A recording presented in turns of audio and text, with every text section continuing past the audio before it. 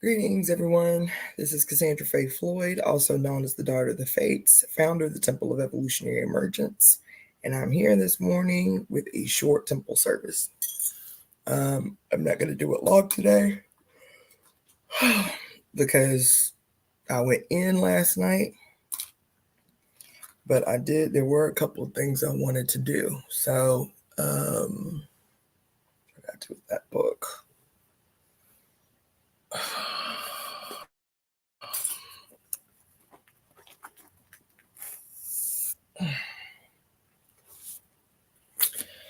Yeah, so the title of today's service is We Are the Fates. We are our mother's daughters, right? And what got me on that was what I was talking to you guys about last night. Excuse me. I was talking to you guys about last night about how, for whatever reason, this week, my name has been coming up everywhere, whether it's Cassandra or whether it's Faye. It's been coming up everywhere.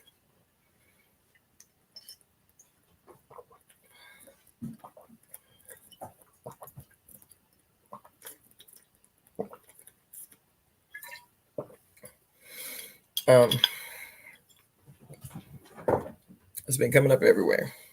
And greetings, Carlotta. Greetings, Carob Cinnamon. And so that's why I decided to do it today, is because there's a reason that has been coming up all week. I took some notes. I don't know how organized I'm going to be about the process because I'll be honest. I just woke up and I woke up in a bad mood because my neighbors are the most evil bitches on earth. You know, just the most evil fucking people. And I have tried everything, but they're men. So what are you going to do? Love and peace, goddesses and gods, here in the garden, weeding and planting the seeds we are sowing. I love it. All right. So anyway, I decided that I was going to talk about, let's see, where is it? Took a gang of notes yesterday. I pulled out all the books yesterday. So the books that I brought out yesterday were like, got a book out with me on Greek mythology. I got this book. I got this most radical book of ours, one of our Bibles, the Sibyls, the first prophetesses of Mami Wata, and the theft of African prophecy by the Roman Catholic Church. I was referencing that joint yesterday. And I was referencing Oya, Santeria, and the Orisha of the Winds yesterday. I was referencing a Woman's Book of Rituals and Celebrations by Barbara Ardinger yesterday. I really like this one.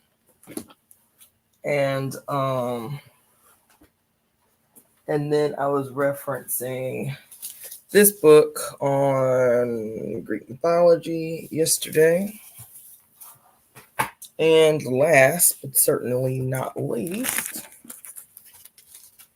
I was put that there, referencing Pure Lust. Okay. So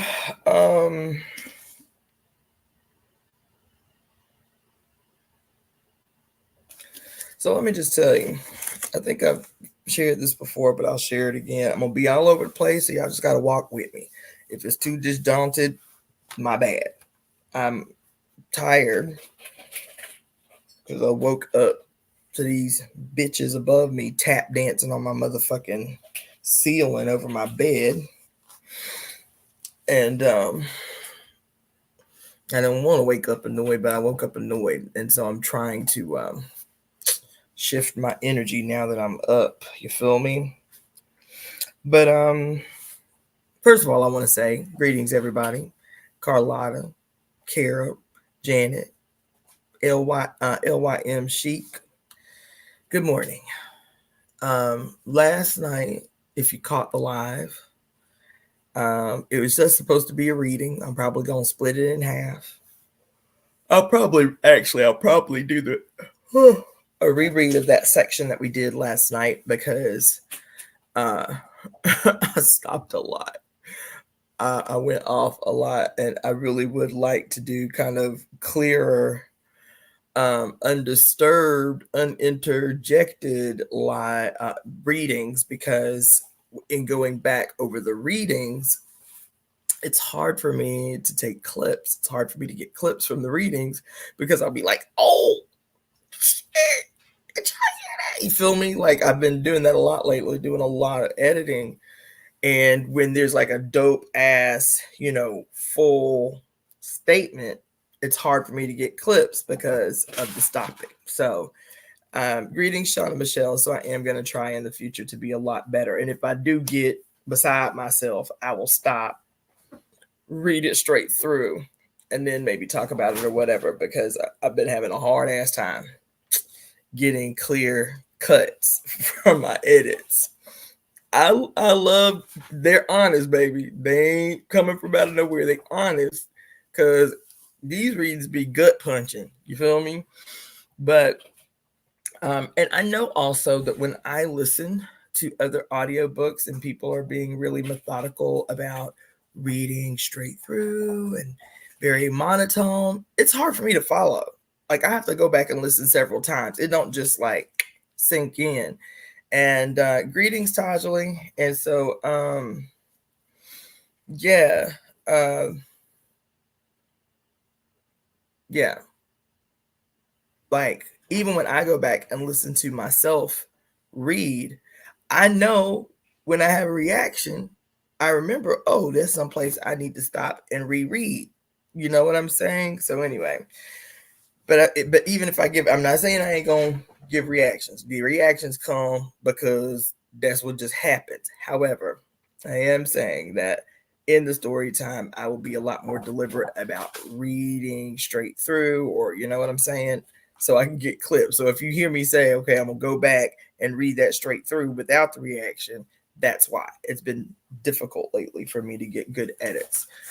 So anyway, I'm gonna tell y'all some things. So yesterday I told y'all that my Kazemi project was going to be to try. I said write a song, but I was going to try to write my first guided meditation, right?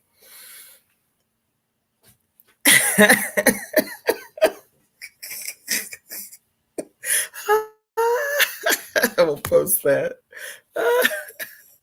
LIM say, if you don't say child, goddamn, then it ain't hitting. This is true. This real shit. You feel me? That reading last night, listen, it did me, y'all. It did me. You feel me? This book's short as shit. And I'm like, damn, is it gonna take a month to get through this book? But anyway, so yesterday that was my assignment. Actually, I had two assignments. I was gonna do my hair, which you see has not happened, and I was going to write this guided meditation. All right. And so I went up to Griffith's Observatory with all these books I just mentioned. This was after I watched the Discovery of Witches episode that I told y'all about last night. I gathered up my books. I did a microdose of mushrooms. I went up to Griffith Observatory to sit on the lawn, spread my books out, and wait for inspiration to come. In the meantime, I cracked open my grimoire. Whoop, my bad, boo. Y'all so extra. I'm thinking the bigger they get, the chiller they gonna get. Child, the bigger they get, the more rambunctious they get. Y'all little off the chain cheering. Let's see.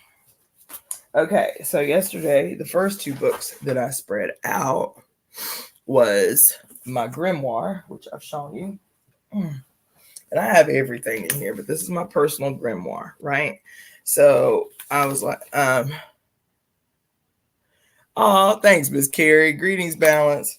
yeah, so I was like, all right, well, let me spread my grimoire, because this was where I was going to write my guided meditation. I've never written one, typically, and it's not the greatest, and I've only done it a few times. The guided meditations that I've led have been like off the dome. And I was like, you know what? Actually, let me do a deliberate, scripted, guided meditation. So I was going to script it in here. And when I opened up my grimoire yesterday, which was the 14th, I just went ahead because, again, I was not only going to write it in here, I was looking for inspiration. I've written a lot in here over the years, right? So I opened up my grimoire because, like, I'm telling you, walk with me, okay? Told y'all last night, it didn't occur to me until yesterday that this week, I'd say these 2 weeks, right, coming up, historically for me have been really big fucking weeks. But it wasn't something that I just paid attention to. It's not until I like go into my memories or go into old journals and I'm like, oh shit. So yesterday, June 14th, I opened up my grimoire. And the first thing I ever wrote in my grimoire was on June 18th of 2018. Okay. And it was the very first official day of my road trip from Orlando, Florida to California. That took 6 weeks. It took me 6 weeks to drive across country. And at the end of that 6 weeks, it was me making a decision to live in California. So it was a big week. This was the first data entry, right? And so I was like, oh shit, that's just a few days from now. Damn. Damn. So I took a mental note in my journal. I was like, damn, okay, June 18th. Then I went to go and open it. And this is my grimoire. Right? And you can see it's been sun bleached and shit like that. But this is, these are the first few pages of my grimoire. Okay. And if you don't have one, get one. You can, make your grimoire whatever you want it to be. I went ahead and went bougie. You understand? But this is I did leather bound, hand assembled grimoire. Okay. Then the next book I pulled out was a book that I've had for a long time. This was my study book when I first started studying the Orisha. When I finally made the decision that yes, I am going to jump both feet first into Ifa, the practice of Ifa. I was taking notes like a crazy person because, I was 33 or 34 and I needed a crash course in the tradition. So I was studying all the time. And this was the first book that I did that on. So like, this is the opening page. This is the divination system. You feel me? And this was, I'll talk to you guys about this too a little later, but this was, just some introductory stuff, on how to throw, do basic throws for yourself. And then it starts with Yemaya. This was study for spring equinox ritual that I think I've talked to y'all about that in the past, that me and a sister friend from Haiti did. Right, but I've got my notes, my Cliff's notes on Oshun. You know what I'm saying? Oh yeah. Everybody about to lie, leg by his shoe. But there's something that came down to yesterday out of here. So when I opened this book yesterday, the first page I fell on, I have it marked.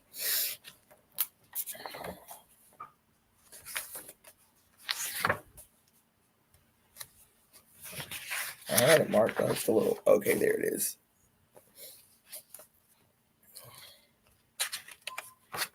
Two things. Okay. Yeah. So that's not important for discussion, but the first page I fell on was Thursday, June 13th of 2019. I was like, damn, another fall on this week of June, right? And then right next to it was again the discussion on my name, right? So yeah, let me just show you. And then also so in this book was like my study, my walk through Ifa mainly, but this book is also where I started charting, like once I initially got interested in astrology, right? So it was just the note-taking process, things I wanted to remember, I wanted to stand out or whatever, right? So this one is like functionally a grimoire, but this was the first book I ever started taking notes in. And again, I was just looking through these things to like kind of garner some inspiration for something that did not happen yesterday. Long story short is I did not get to. I'm gonna do it today, but I did not get the greetings tomorrow. I didn't get to writing my official script for my guided meditation. But several things have been coming up this week, and I told y'all last night. Music, my names, and music and my names are the big ones. Let's see, so okay, yeah, on that first page, I want to talk to y'all about that.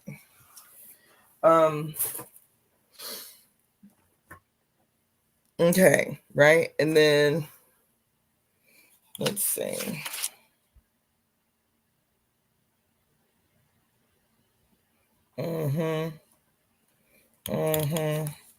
Yeah, I took a gang of notes. Yep.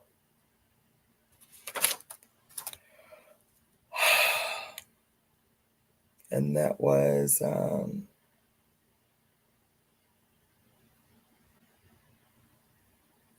yeah, okay. So couple of things.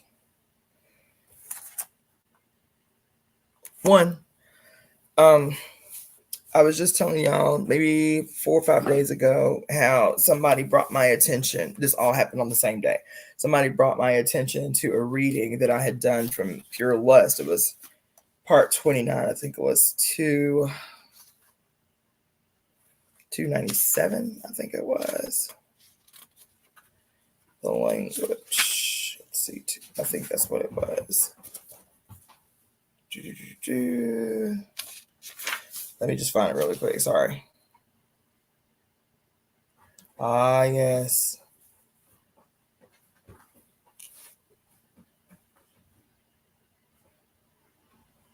Okay, so in this reading that I did, that somebody brought my attention to, I told y'all every time y'all make a comment on a video, especially comments where you guys attach timestamps, I go back because I know in that moment there's something for me there too. That thing that hit you, that thing that stood out to you, that thing is for me on that day. That's the way I take it.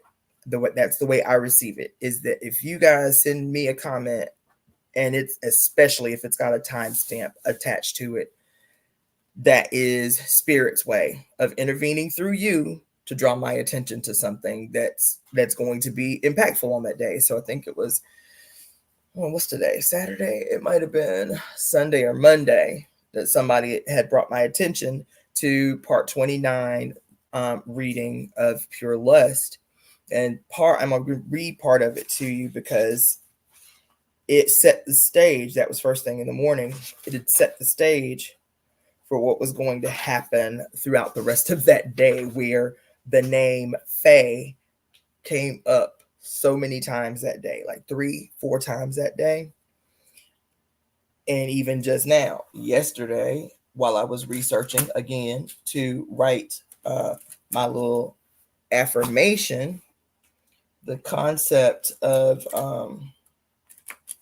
the muses came up, and here again, land right on it.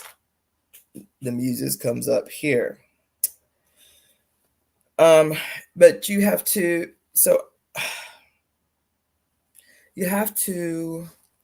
just like I said last night, those things that don't seem, pay attention to those things that don't stand out right away.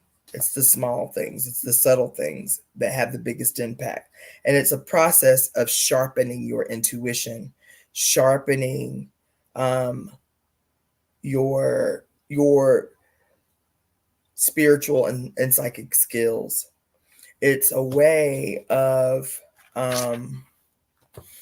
it's a way. Let me just tell y'all. I'm sorry. It's gonna take me a minute. I'm still kind of like pulling up out of a grog, but I'm conscious and aware. I just need y'all to walk with me. So I talked to y'all a little bit last night about this show that I'm rewatching called The Discovery of Witches. And in the second season, the whole thing is good, but the second season is really, really intense because this is where she begins to take hold of and learn her skills, learn the depth and the gravity of her skills, because up until this point, shit has just been happening and she has had no control. Now she's learning, she's honing her skills, and she meets this witch. And this is an elder witch who is teaching her. And the elder witch tells her, I've waited for you my whole life. I knew you were coming, right? And so she begins to teach her. She and 4 other witches began to teach this woman, Diana, how to use her skills. And that and they basically tell her that spell casting isn't just about putting things together. The 4 women that are standing in the cardinal directions around Diana, each one of these women,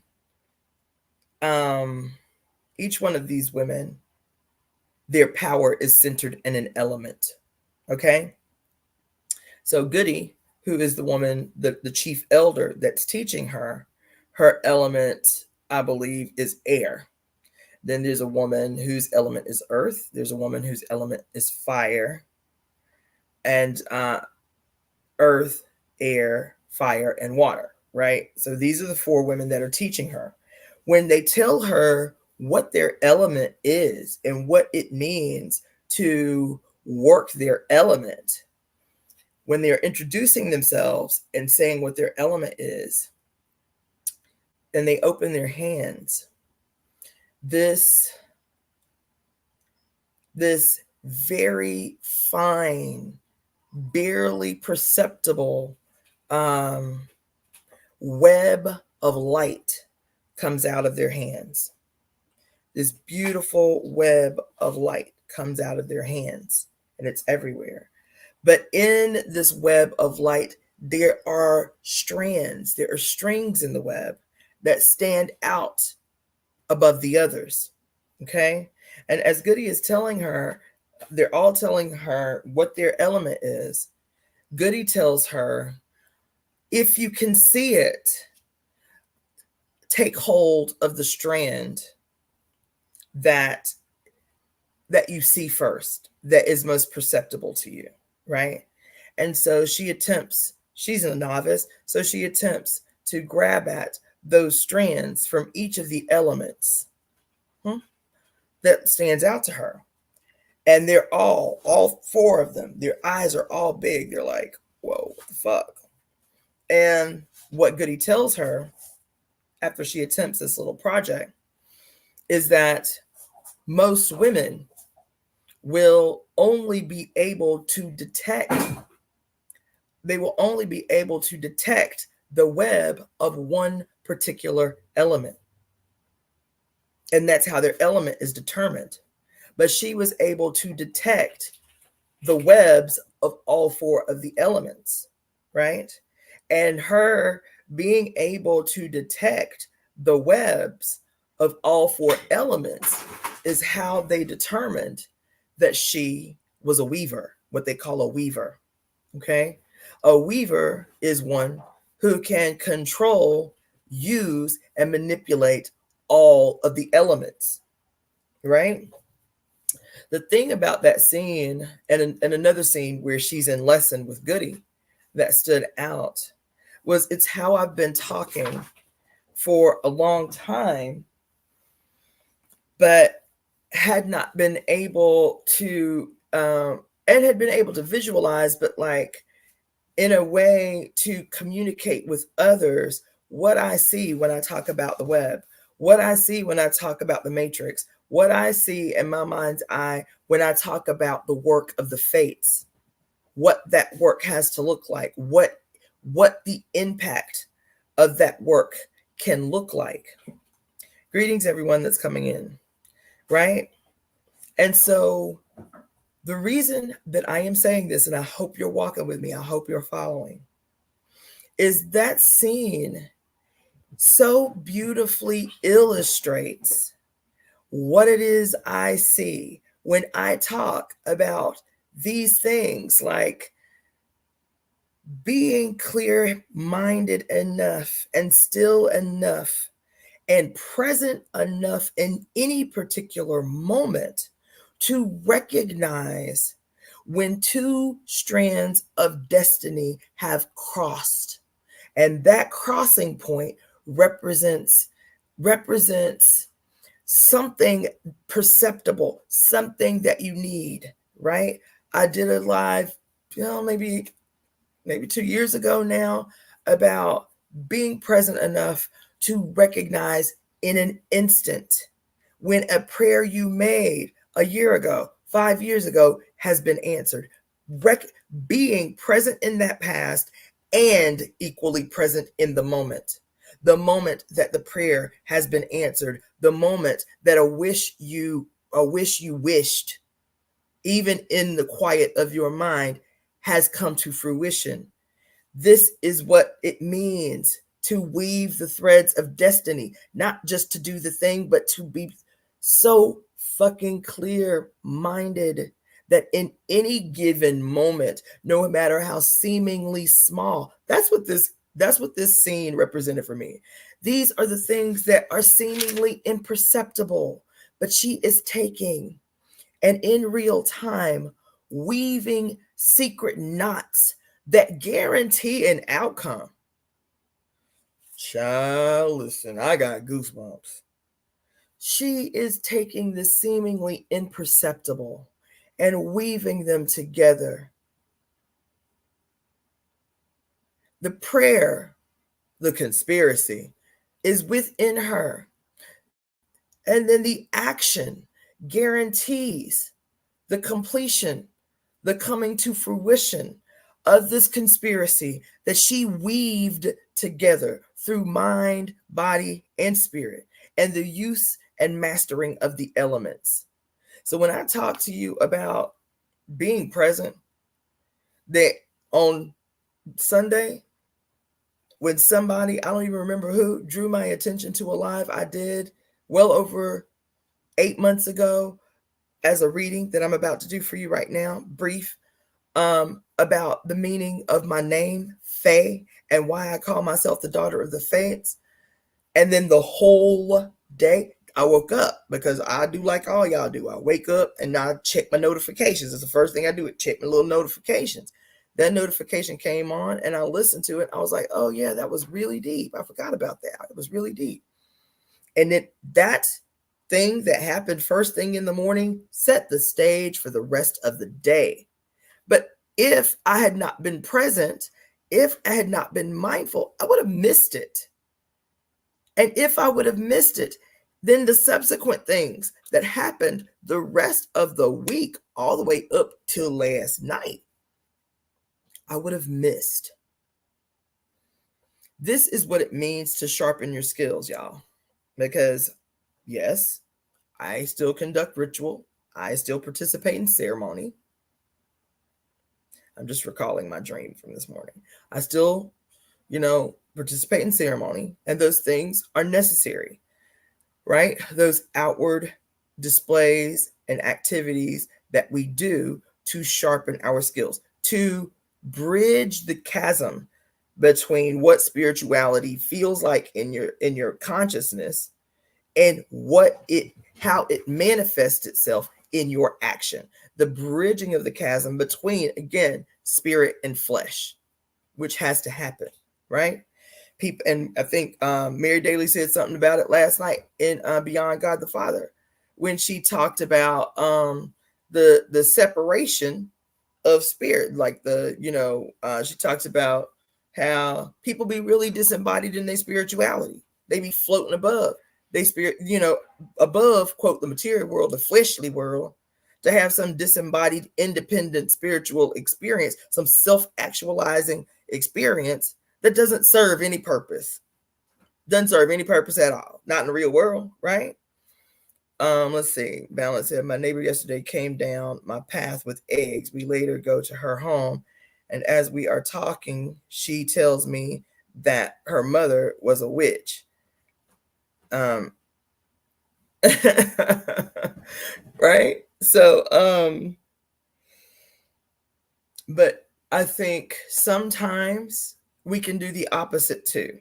That's what, like, the independent, disembodied, floating above, disembodied spirituality. And then we can do the extreme opposite. We get so deeply invested and involved in the quote practical application of spirituality, the quote practice of spirituality, right? That it doesn't seem integrated, to the point that it almost seems, not almost, it's performative, and it's for someone else.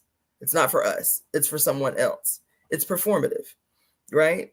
And so again, trying to bridge that chasm, to marry this wedge that has been driven between how our body how our flesh experiences spirituality, and how our spirituality is informed by our flesh. Do you understand? Okay. And so doing these things, that practice that I told you about, whenever you guys comment on any of my videos, and regardless, even if you don't attach timestamps, typically I'm going to go back and listen to a few minutes of whatever video you have commented on.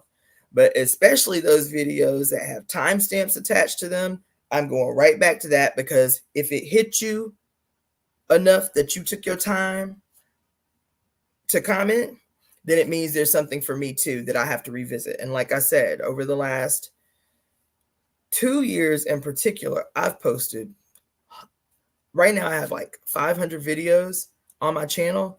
Those 500 videos I've posted within the last 3 years, right?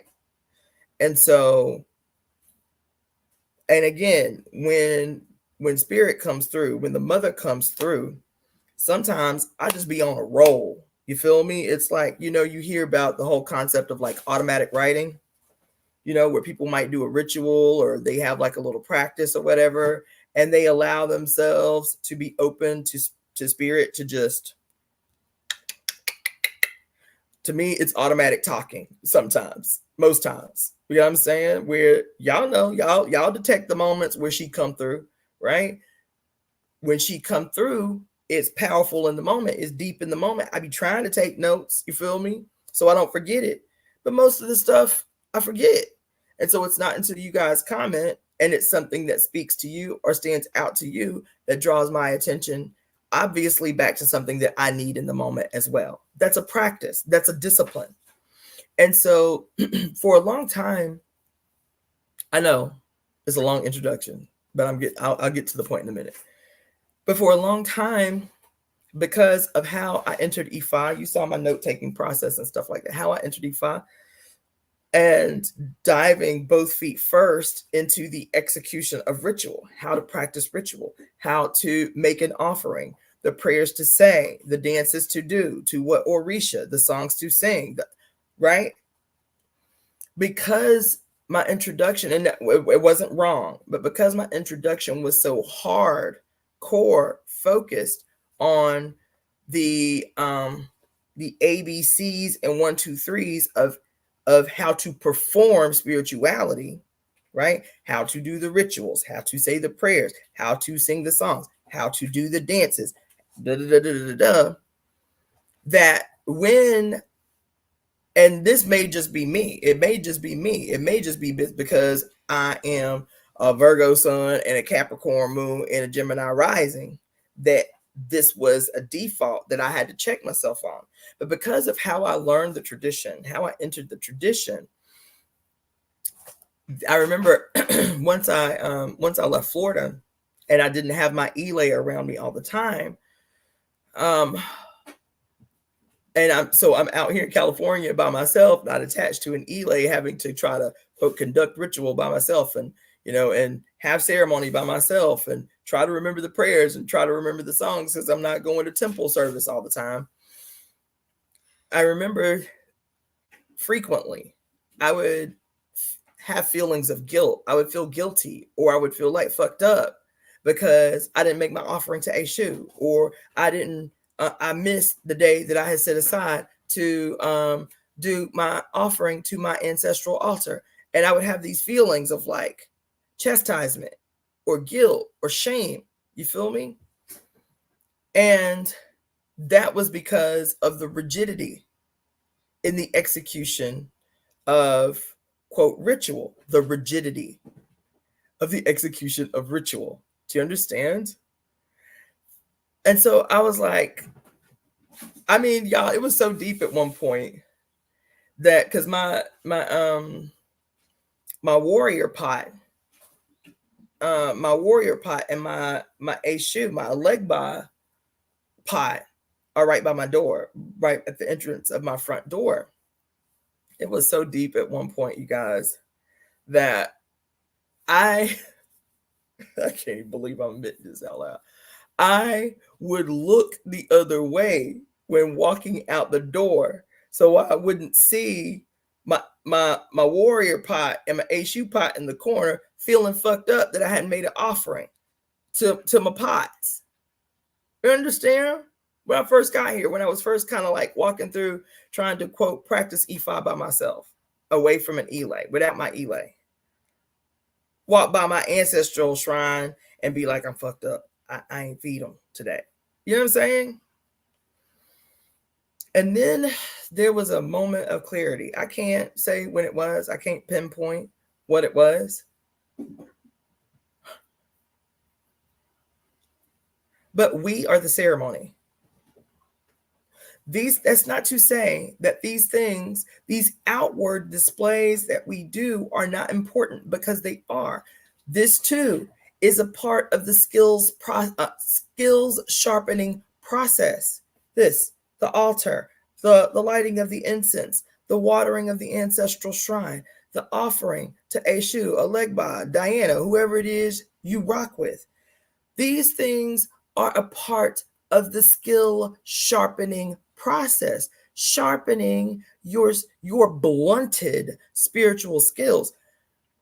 Listen, I had been so caught up on the execution of spirituality, the intellectual execution of spirituality, the practice of spirituality, that I was missing the point. We are the ritual. We are the altar. We are the shrine. Listen, go back to it. But when I did the reading from the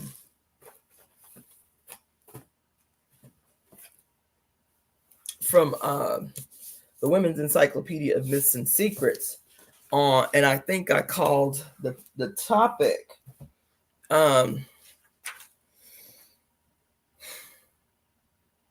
resurrect sacred prostitution or something like that. I think that's what I called it, like resurrect sacred prostitution. And in it, there was a specific place where she talked about, you know what, let me just open it really quick. Y'all just gonna have to walk with me, because listen, let's see.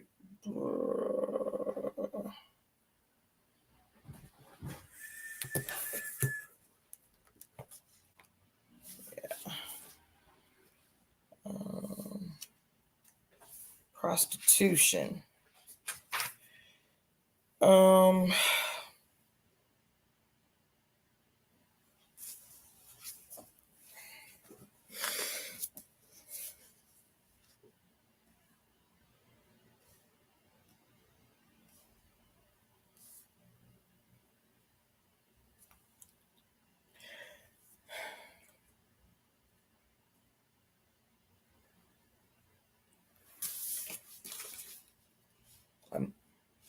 This is important to mention.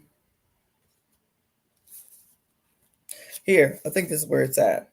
So the reason I stopped is because when I'm talking about this breakthrough that I had, and how even something as seemingly simple as me waking up first thing in the morning, checking my notifications, and if there's a YouTube notification with a timestamp, not ignoring it, immediately playing the timestamp because I recognize that there is something there for me, and that being a ritual. That is a ritual practice, right?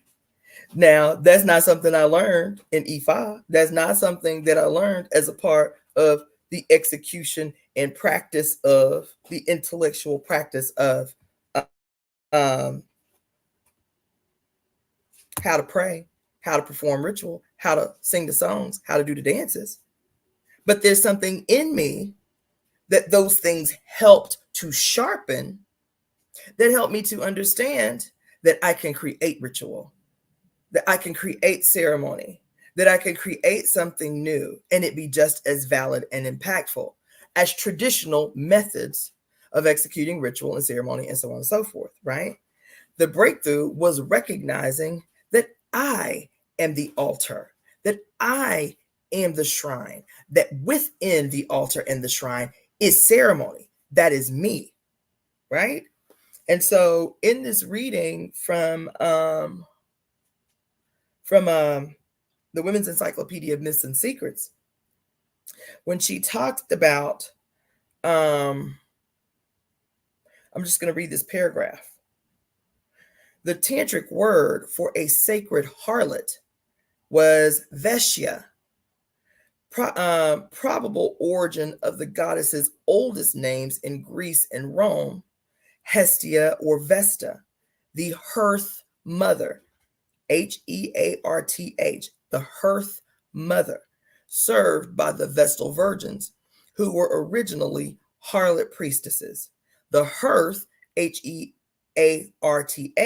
and the earth, Earth, both arose, the words hearth and earth, both arose from the altar of the Saxon goddess Eartha or Hertha, the northern Hestia Vesta. In the matriarchal age, every woman's hearth fire was her altar. What's your hearth fire? What's your hearth fire? Let's see. I've had similar experience with Reiki. I would get so focused on hand movements that I wouldn't allow spirit to guide me where I needed to go. Come on. Come on, Miss Carrie. Yes, the execution of, the performance of those things in educations are necessary, but they aren't the spiritual practice. They are the instruments used to allow spirit in. Never got deep with any spiritual systems, feeling odd about it for many years. I understand that balance. I do. I understand why that is. Okay. So listen. It says hearth and earth both arose from the altar of the Saxon goddess Eartha or Hertha from the northern Hestia Vesta. In the matriarchal age, every woman's hearth fire was her altar. The hearth was also the omphalos, the feminine hub of the universe, the navel stone of the temple, around which the sacred harlots performed their dances of time. Y'all, I didn't even intend to read this today, but I'm going to go on because I'm going to tell you about this shit that has been happening. Last night, what did I talk to y'all about? We read in Beyond God the Father about what it means, quote, for a feminist revolution. And one of the tasks of the feminist revolutionary is to change time. That's what she said last night. She said of the female revolutionary. She didn't say of the spiritualist, of the goddess, or any of that. She said the responsibility of the female or the feminist revolutionary or woman revolutionaries interested in getting us toward a philosophy of women's liberation, our main responsibility is to change time. That's what she said. And then I talked about, in response to that, the quote made from the dude about who this woman was, this ancient prophetess of the goddess Diana, who told of this witch who was going to change everything, change time, change the destinies of every living creature on earth, change how we understood life itself. And how is she going to do that? Because she was a time weaver. And how her changing something in the past had an immediate impact on the future, right? And so here I am reading to you about the hearth and talking to you about how I got to this point where I recognized I didn't have to feel guilty walking by my little Elegba that I hadn't made no offer to. I have to feel guilty about the day I decided I was going to do a food offering to my ancestral altar, and I didn't.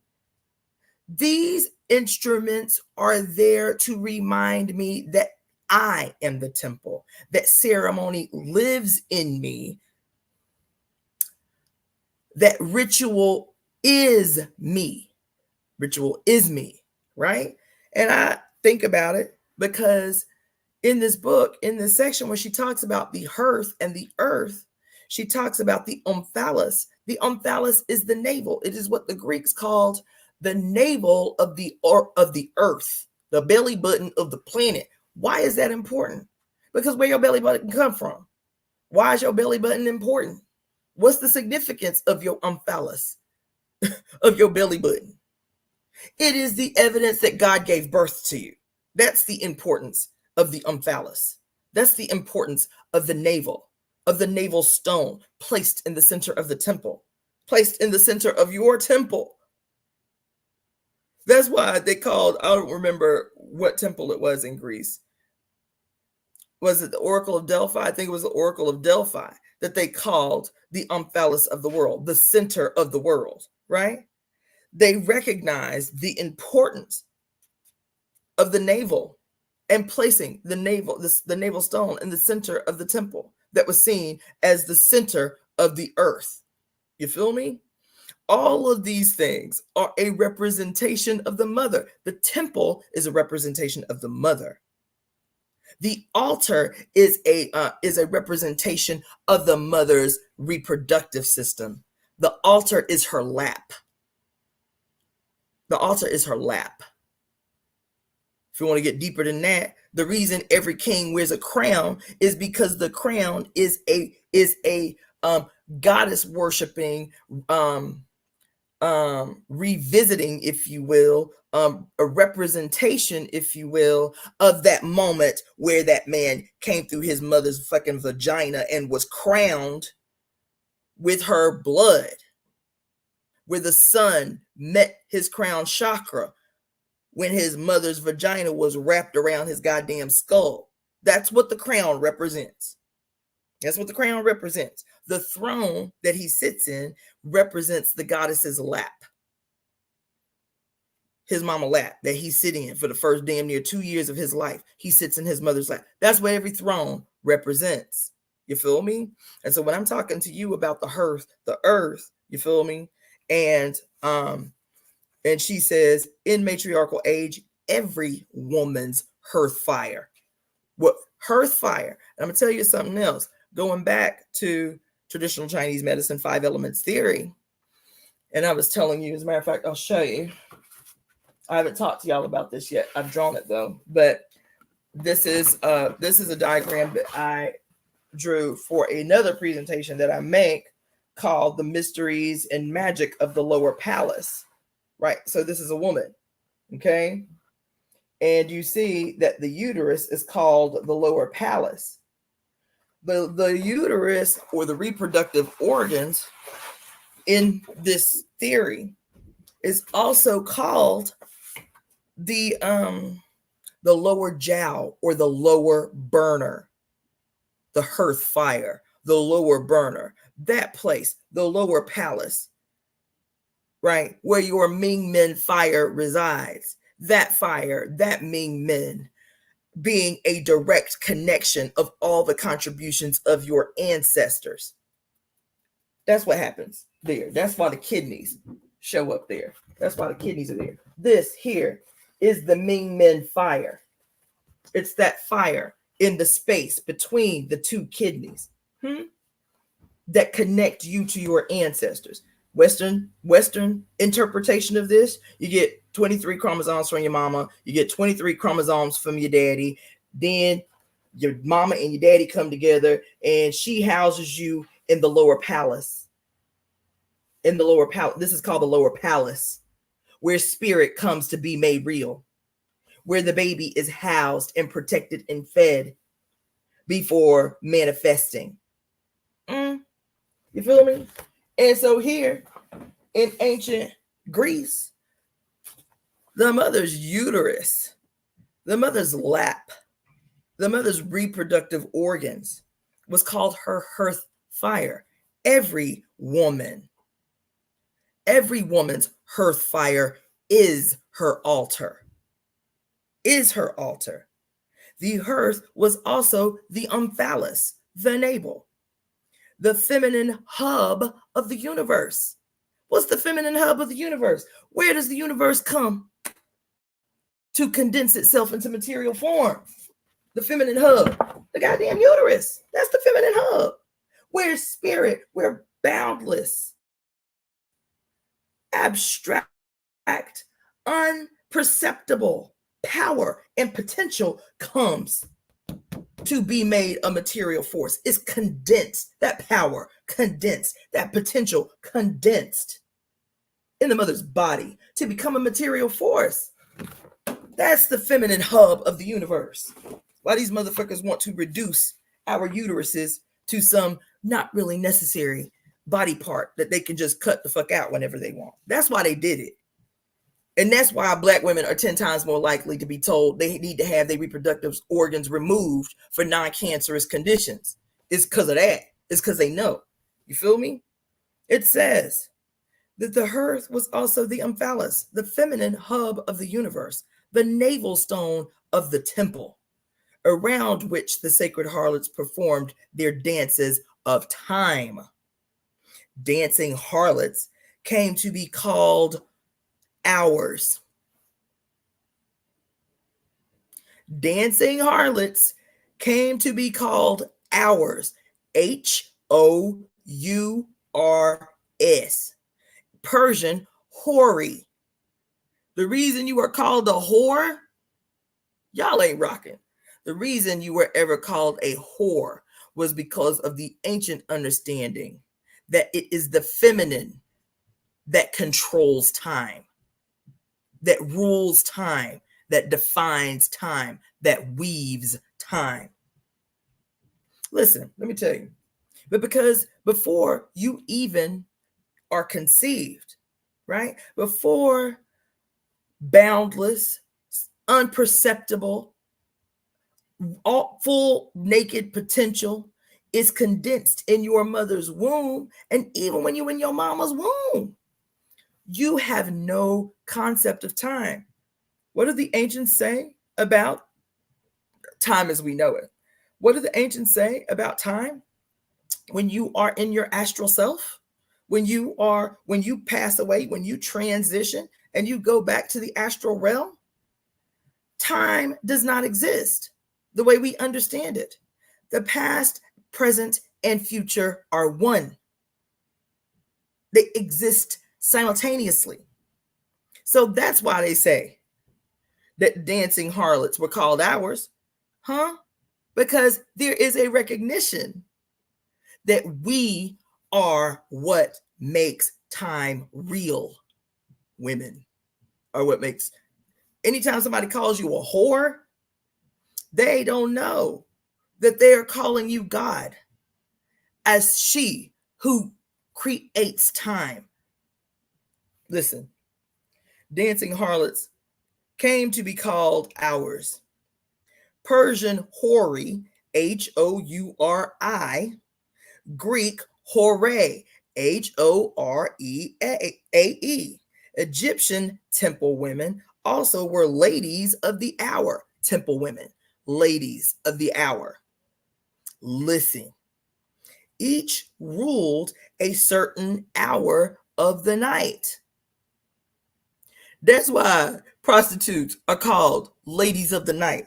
That ain't some new shit that's about, like condemning women who streetwalkers. It's an old, ancient remnant of the time when the temple priests were women, and each priestess ruled a particular hour of the night and protected the solar boat of Ra in the underworld during his passage through each of her hours. The dance of the hours began as a pagan ceremony of the Horae, or the divine whores, who kept the hours of the night by dances, as Christian monks later kept the hours of the day by prayer.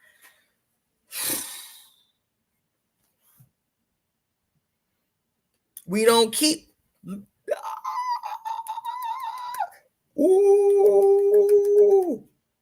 we don't keep as women. We don't keep as goddesses. We don't keep as fates the hours of the night anymore. We don't do that. What does it say? The divine whores kept the hours of the night by dances. Later, Christian monks kept the hours of the day by prayers. We don't keep the hours of the night by dancing anymore, but guess what? Everywhere on earth, everywhere on the planet, throughout the day,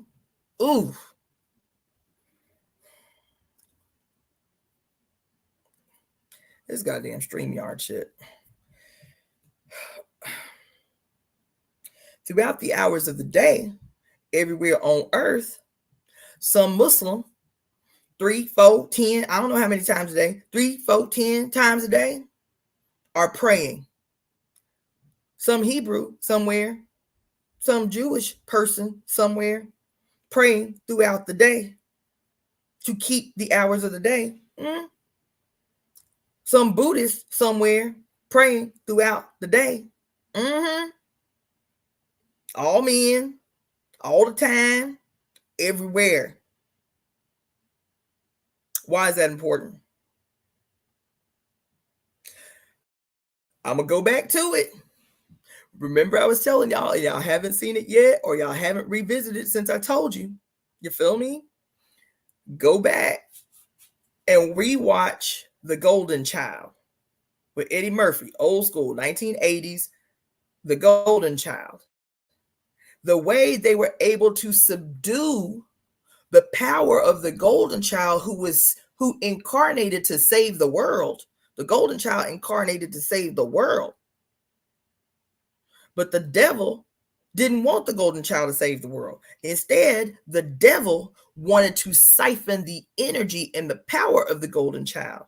And in order to keep the power of the Golden Child imprisoned, what did the devil do?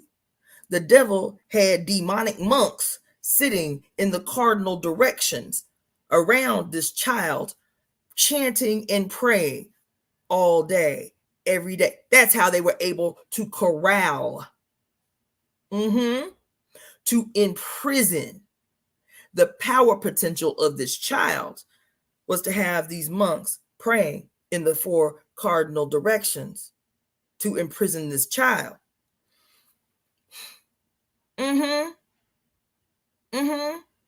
Why? That's when I mentioned that to y'all a while back. It was in response to people talking about, see, even they know that the black woman is God. Even they know that the black woman is God. Talking about the Vatican and the Black Madonna and all these goddamn pictures of this old ugly ass Pope kissing the feet of the Black Madonna. And we get all swoony about that shit. See, even the white Pope knows that the black woman is God. That's spell casting that he's doing. That's binding that he's doing. It's a show for you. But that Black Madonna is imprisoned in the Vatican, surrounded by nothing but men in garments of her colors, red, black, purple, and white. Those are her colors. Those are the mother's colors. And if you don't know, those are the colors of the Iami, of the Iami Aj, as a matter of fact. Red, black, white, and purple.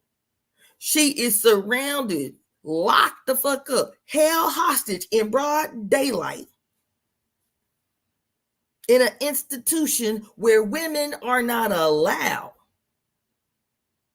She's surrounded by men donning her garments, spell casting to hold her hostage, to prevent her from emerging. And all day, every day, these priests and bishops and shit surround her, praying and chanting to hold her hostage. She say here that before there was ever a pope or a priest or a Catholic, the ancient priestesses kept the hours of the night with dances. And it wasn't until later that, in direct opposition to her, the Christian monks would keep the hours of the day by praying and chanting and shit. Hindus by chanting mantras and shit. Buddhists by chanting mantras and shit. Islam by praying to the east 15, 20, 30, 5,000 times a day. The Mecca homage that they have to make, and you're looking at the black navel stone. That's what it is. The black navel stone at Mecca, and you are watching, because women can't go. You're watching thousands and thousands and thousands and thousands and thousands of men donned in white from head to toe, circling widdershins around the mother's hearth, around the navel stone, around the black ass navel stone, and they centering, they chanting and praying, walking around the mother stone, what they call widdershins, or counterclockwise. The spell casting they're doing. The spells of suppression, spells of oppression, spells of subjugation. I'm just telling you, they may not know that's what it is, but that's what it is. I'm going to go on. Later, as Christian monks later kept the hours of the day by prayers. The oldest authentic Hebrew folk dance is still the folk dance for Hebrews, the old school, when they were still goddess worshiping pagans, the Hebrews. The oldest authentic Hebrew folk dance is still called Hora, Hora, after the circle dances of the sacred whores. The Hora also guarded the gates of heaven, ministered to the souls of the blessed, and turned the heavenly spheres. They turned the heavenly spheres. The Hebrew word hor, H-O-R, listen, the Hebrew word hor means a hole, a cave, or a pit. The word hor means a hole or a cave or a pit. Common synonyms for both a sacred prostitute and her hole, her sacred hole, and the goddess she served, whose yoni was represented by a hole, a cave, or a pit, or a pool of water in the heart of the temple. A similar Latin term was putius, putius, a well or a pit, the source of the Spanish word puta that y'all hate so much, which also means whore.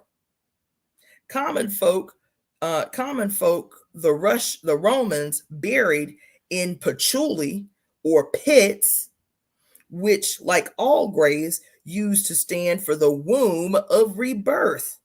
The common root was Vedic puta, pure or holy. In the Veda, puta meant pure or holy. And the Avestan, putica, which means a mystical lake of waters of birth. Lady of the Lake what's that shit? King Arthur and the Knights of the Round Table. Remember Lady of the Lake? In there, Lady of the Lake was the title of a great goddess throughout Eurasia. In Aramaic, her shrines were Othra Kadisa, the holy place, literally a heavenly harlot place, or a genital pit or lake. A genital pit or lake.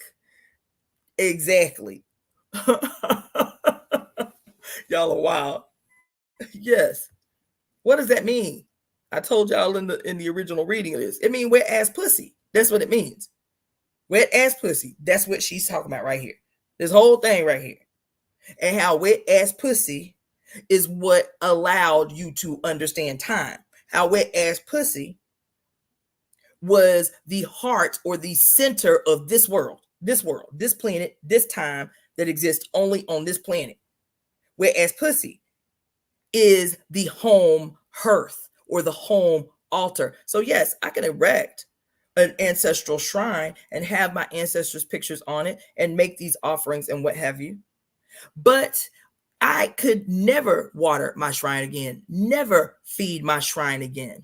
And everything that exists on my shrine exists in my hair, exists in my vagina, exists in my uterus, exists in the spiral of my goddamn DNA. They that are on my wall are right here, alive in my blood. That's why it says here that in the matriarchal age, every woman's hearth fire is her altar, is the altar of the home itself. Because it goes on. I ain't gonna read the whole thing, but it says, after it says, in Aramaic, her shrines were called Othra Kadisa, the holy place, that literally translates to a heavenly harlot place or a genital pit or lake. A genital lake. You feel me? A genital lake. To dive into water means to delve into the mystery of Maya, to quest after the ultimate secret of life.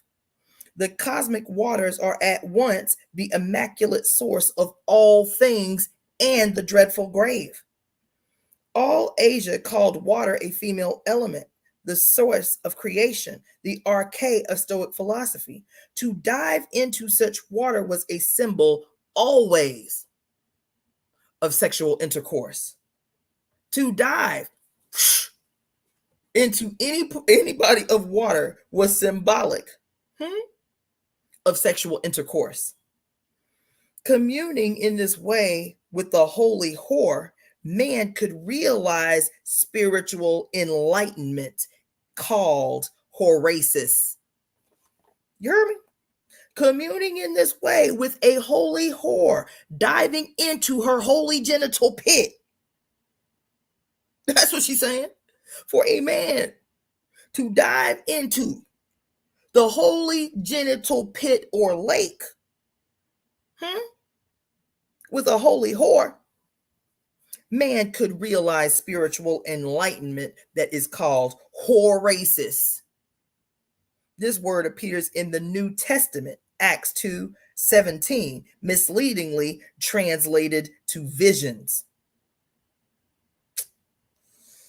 A Semitic clan, the Horites, a Semitic clan called the Horites of Genesis 36, trace their descent from the great goddess known as Hora. The Jews had cult prostitutes in the time of King Josiah, when they lived next to the temple and wove hangings for the sacred grove in 2 Kings 23:7. Modern translations in the Bible call them sodomites, the holy whores. Y'all talk, this it. Modern translation called them sodomites, the holy whores. But the original wording meant holy harlots. Such holy harlots were often brides of God, set apart to give birth to sons of God, i.e., prophets, and sometimes sacrificial victims. Holy whores were called virgins because they remained unmarried, not not unsexed. They were called virgins because they were unmarried. No man could possess them. And like medieval nuns, they took veils as a badge of their office. Ishtar, Asherah, Mary, Aneth was not only the great whore, but also the great virgin, Kadisha, the holy one. Her Greek name was Athena, who was described as a virgin. But Athena's temple, the Parthenon, was served by promiscuous heredidules like all shrines of the goddess. Later, promiscuous heredidules. Promiscuous heredidules. You understand? Later myths rationalized the perpetual virginity of lascivious fertility goddesses by periodic hymen renewing ceremonies such as sea baptism, annual bathing in sacred springs. The virginity of Great Mother Hera was annually restored by a dip in the spring of Conathos at Nauplia. And Parsenius said the myth was based on a rite of bathing in the goddess's image. Because whores occupied a significant position in paganism, Christians vilified their profession. Churchmen didn't want to stamp out prostitution altogether, only to amputate its spiritual meanings.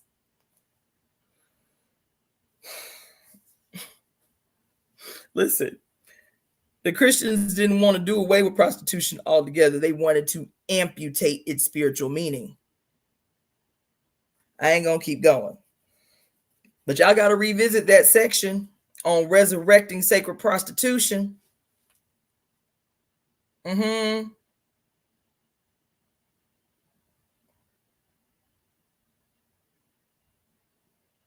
there's another quote.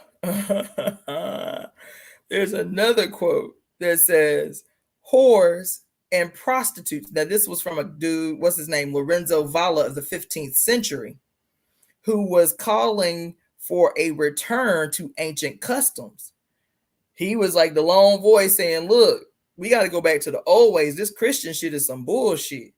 Let's go back to the old customs. And he said, quote, whores and prostitutes deserve more from the human race than do nuns with their chastity and virginity, end quote. Do you understand? So go back and revisit that section from the encyclopedia, the Women's Encyclopedia of Myths and Secrets, the Women's Encyclopedia of Myths and Secrets. Go to the section on prostitution.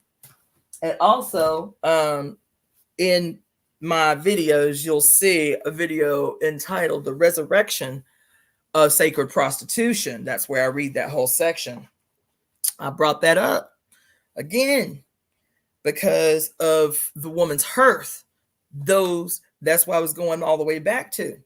Why is it not just, quote, mythology or just a spiritual belief that we are the fates, the weavers of human destiny? That's not conjecture. That's not mythology. That's not just some idea that people can believe or not believe. That's science. People who have uteruses are the weavers of human destiny. That's science. Because none of you would even be here. None of you would understand time. None of you would have a concept of time the way we understand it only on this earth without the uterus that we came from, that we emerged from. That's why the women were called the Fates, is because they are the weavers of the threads of human destiny, right? And so when I'm talking about this movie, when I'm talking about this show, The Discovery of Witches, when I'm talking about the fact that Sunday morning I woke up and saw somebody refer me to a video that I did, part 29 of the reading of the book Pure Lust, when she talks about the fates, you feel me? When she talks about the Faye, right? And Yes. Balance. Yes.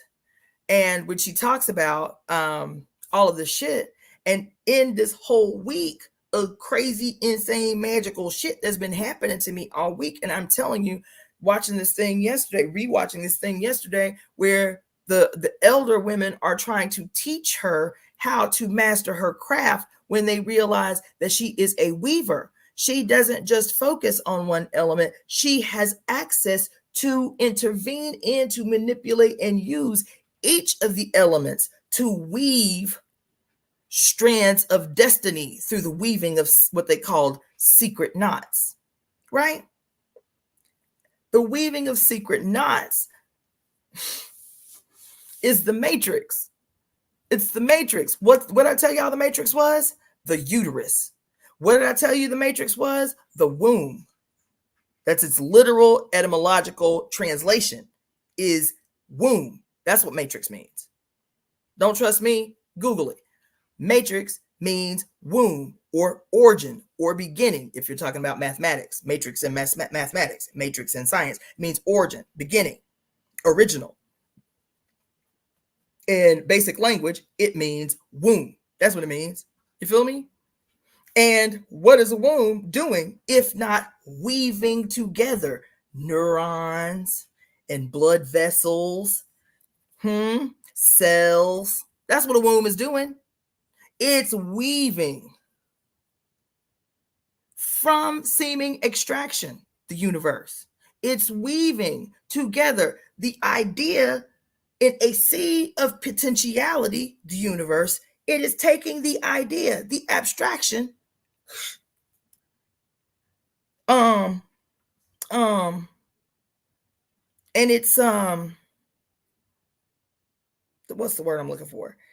And in the spark of light that we call the spark of life, that is now perceptible under a microscope, is the generative force. Who did I say that was? That's Oya, the spark of life, that burst of light when the ovary accepts the sperm, and they can see a burst of electricity inside under a microscope. They can see a burst of energy, a burst of literal light.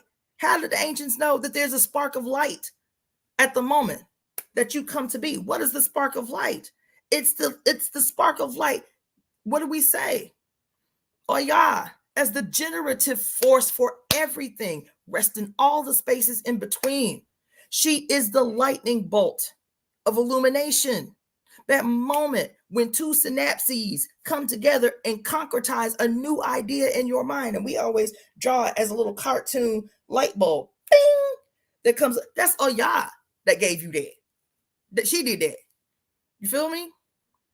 And so once that generative force happens with the coming together of the sperm and the egg, once the egg has received through her own will the sperm that she will accept, you feel me?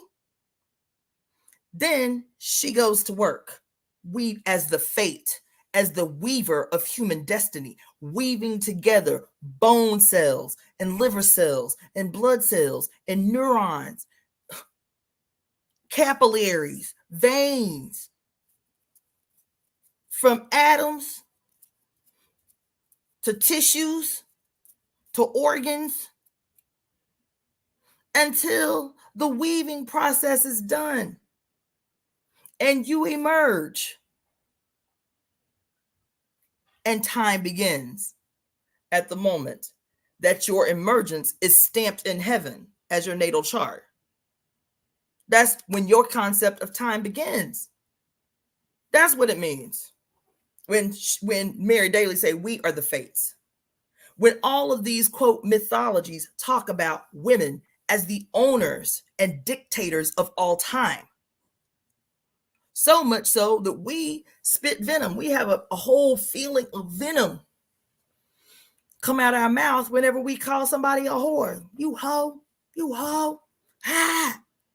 as a way to shame and condemn women, not realizing that the reason that you call only women whores is an ancient something residing in your brain about who the whore is, as the fate, as the priestess, as the goddess, in real time.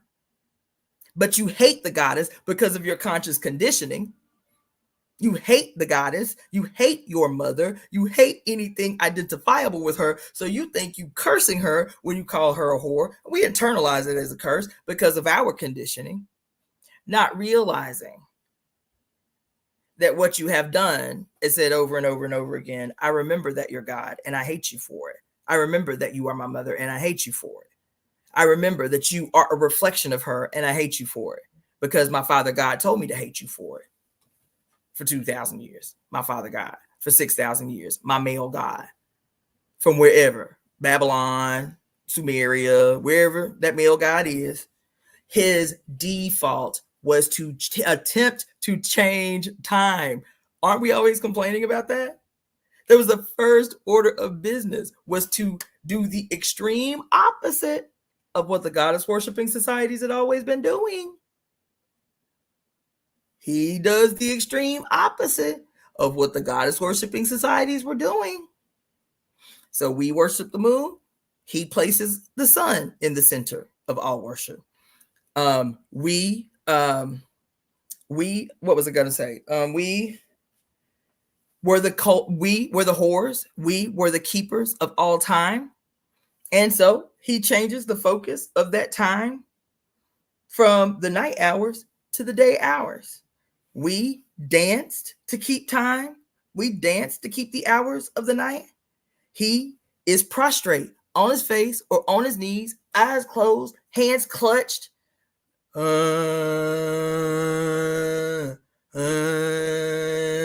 ain't dancing. He's doing the exact as opposite of what the goddess was doing.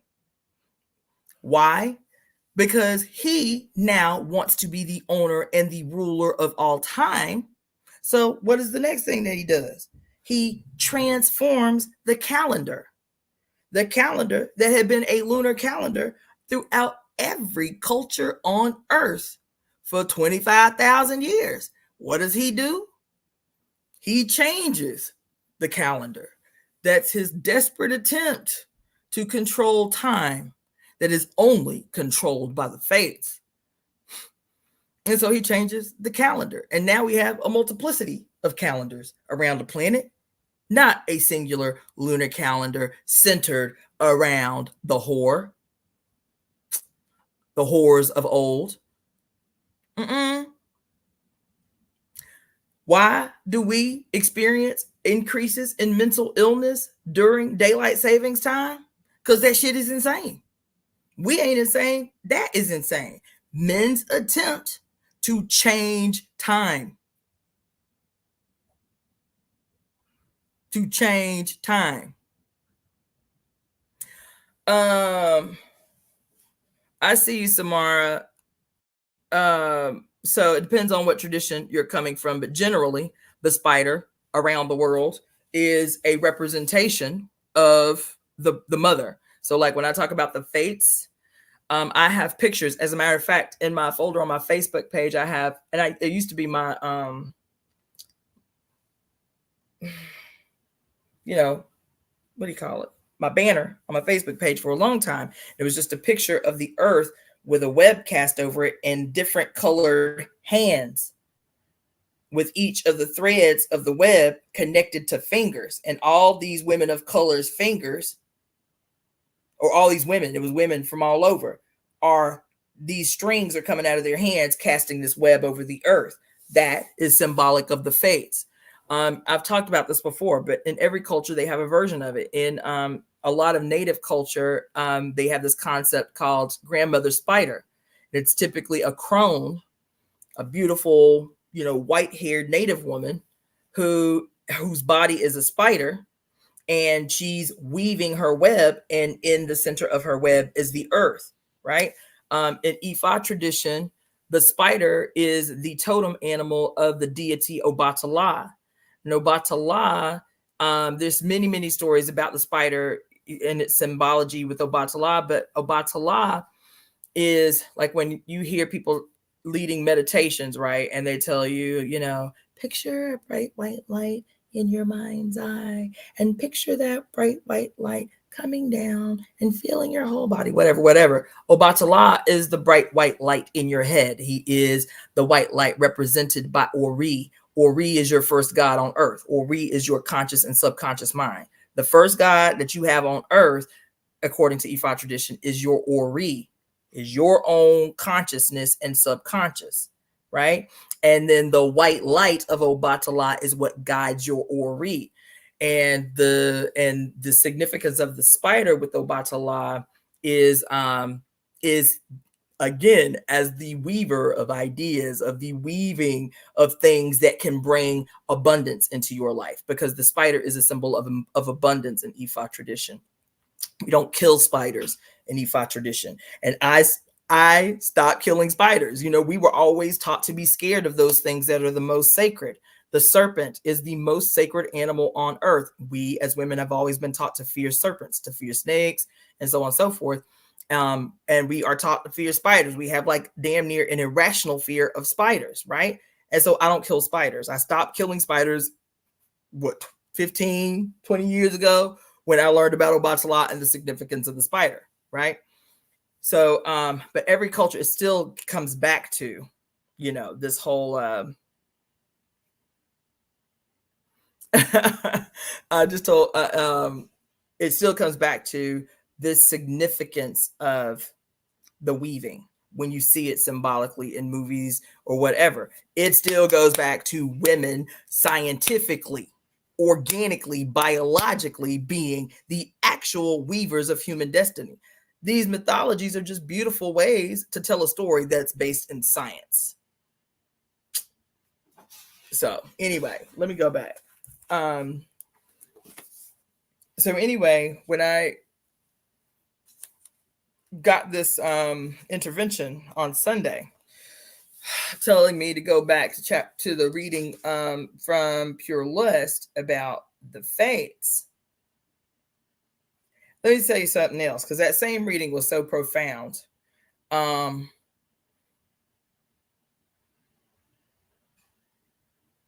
gonna read this to you because this came from the same reading.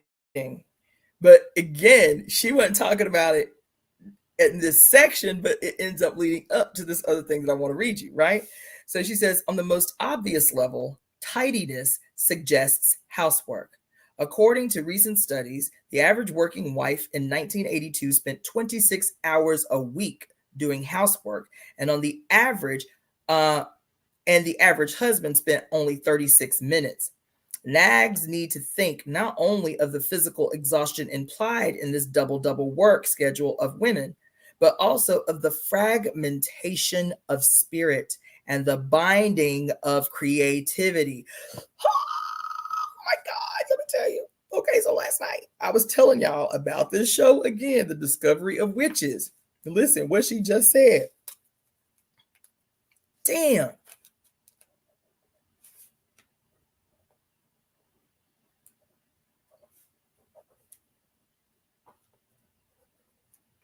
Remember when I was talking to you about this freaking show, The Discovery of Witches?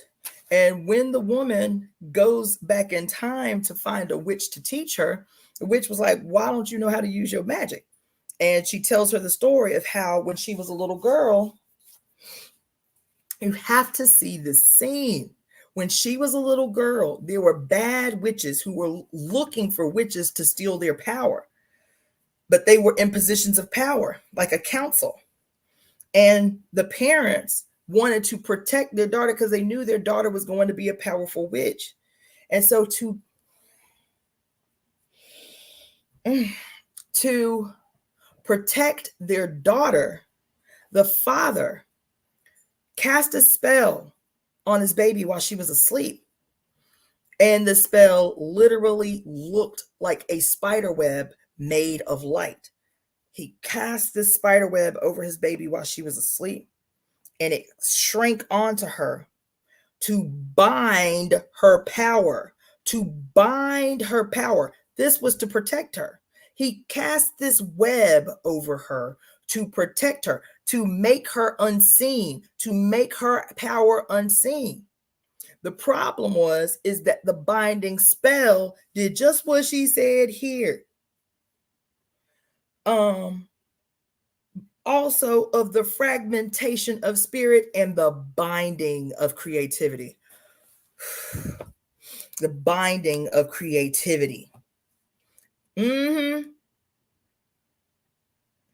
this girl, her whole young life, never had any access to her power. Damn.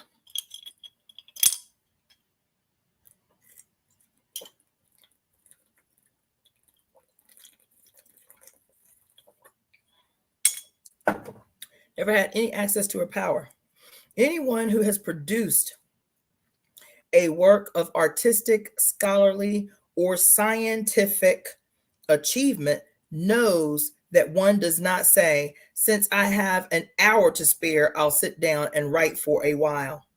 Great works, what am I always talking about? Great works require time and space around them, which may appear to be leisure, and which Virginia Woolf called a room of one's own. I'm always preaching about how Black women in particular need to be freed all the way to fuck up. That's the only way genius is unleashed. What does our card say all the time? It's only through a well-rested us that she can do her best work, right? Even if she has servants to do housework, a woman is supposed to be the angel in the house, doing spiritual housework. Virginia Woolf made it clear that before women can write, we must kill the angel in the house.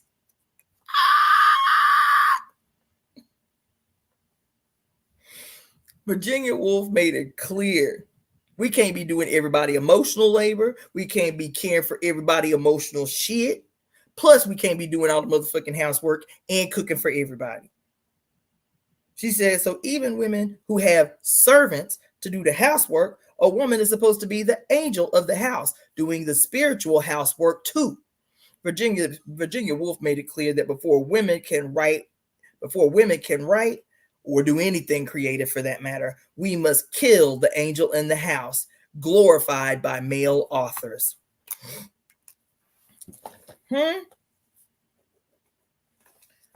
Glorified by male authors. The word angel, squeezed into this tiny context, derived from the tidy scribbler Coventry Patmore, is an example of the phenomena of false faces imposed upon words under phallic rule.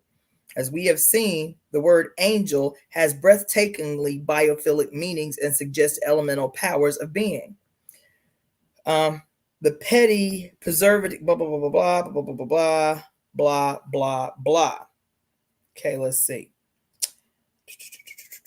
Okay, so that, right? And then she talked about later on in this section, blah, blah, blah, blah, blah. Okay, the musing of muses. The musing of muses. I just read about the muses yesterday, and one book that I read said the fates are also the muses. Now, in Greek mythology, there are 9 muses. Typically, there are only 3 fates. But the fates in their weaving are also the inspirers of the many, right? So here, go back to this. It's the musing of the muses, right? The noun muse, derived from the Greek musa, and probably akin to statai, to remember, is derived as any of the 9 sister goddesses associated with the Graces in Greek mythology, and regarded as presiding over learning and the creative arts, as poetry and music. Muse is also defined as the personification of guiding genius or principal source of inspiration. Muse then coincides with the word demon in naming the attendant or indwelling powers of tidal women. Muse also means the creative spirit of the individual. Okay, I will continue. Blah, blah, blah, blah, blah, blah, blah, blah, blah, blah, blah, blah, blah, blah. Where is it?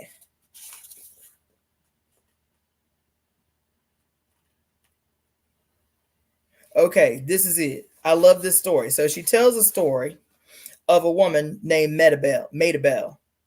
Okay. Yes, and then it leads into the thing I'm gonna tell you about Faye. All right. This is important. Okay.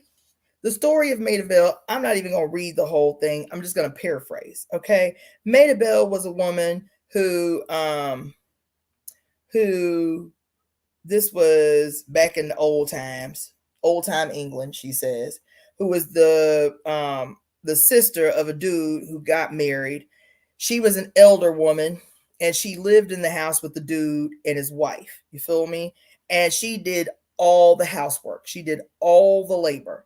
But she was considered a spinster, unmarriable. She was too old to marry. So her husband took care of her brother, allowed her to live in the home with he and his family, right? She was mistreated by the wife of her brother, but whatever. It says that she had one great pleasure and talent in her life, that even as a girl, she had been clever with a needle in the way of patching bed quilts. Okay.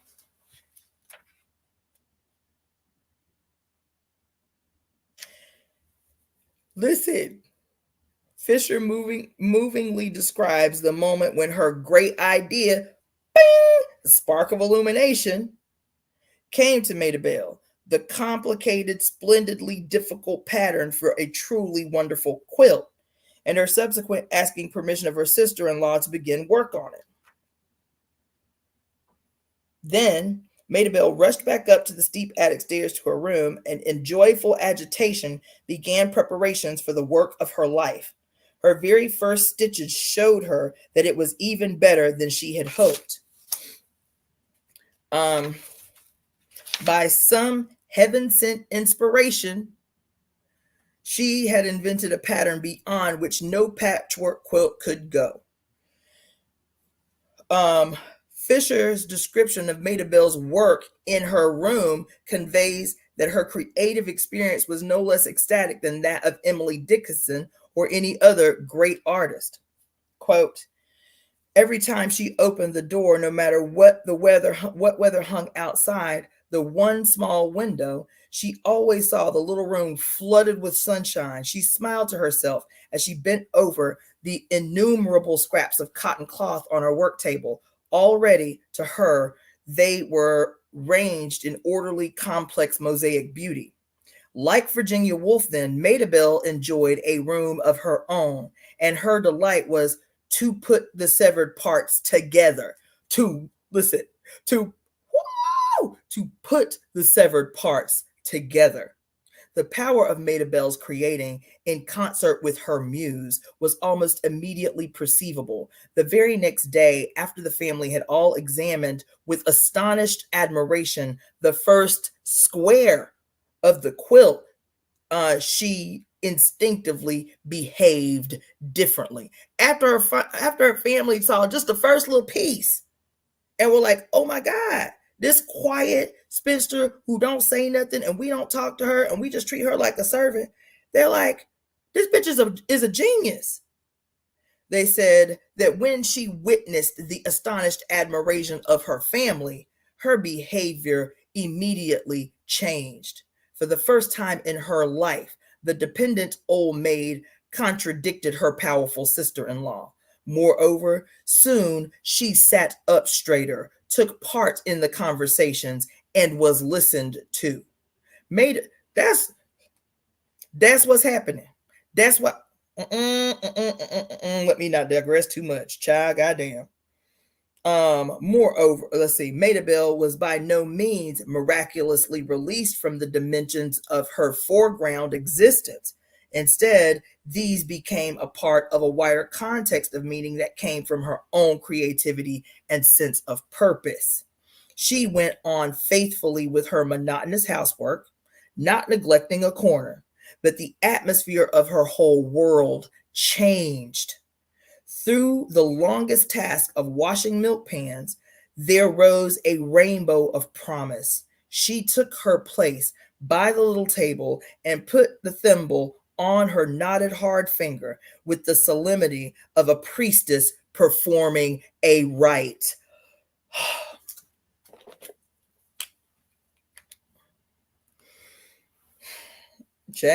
Goddamn. They say she prepared in concert with her arriving muse, so that every seemingly mundane task was overridden by light and rainbows and enthusiastic joy and ecstasy. And that when she sat by her little table in her little room with a singular small window, apart from the rest of the family, that this uniting with her muse made it so that even the simple act of putting the thimble on her finger to prepare to work was so solemn that it presented as a priestess performing a rite. Y'all, got damn. Why? Because the hearth of every woman is her altar. Why? Because she, in this moment, uniting with her muse. Her muse is what? Uniting with her muse, she recognizes in the moment, not just for herself, that as soon as she is transformed by her altar, everyone around her is transformed. It wasn't just her behavior that was transformed by this idea that came from her muse. It wasn't just she that was transformed. Everyone in the space was transformed as she was transformed. Maidabel was transformed through her transforming work of weaving pieces together in a splendid and intricate pattern. After more than 4 years of labor, the quilt was completed and won first prize at the county fair.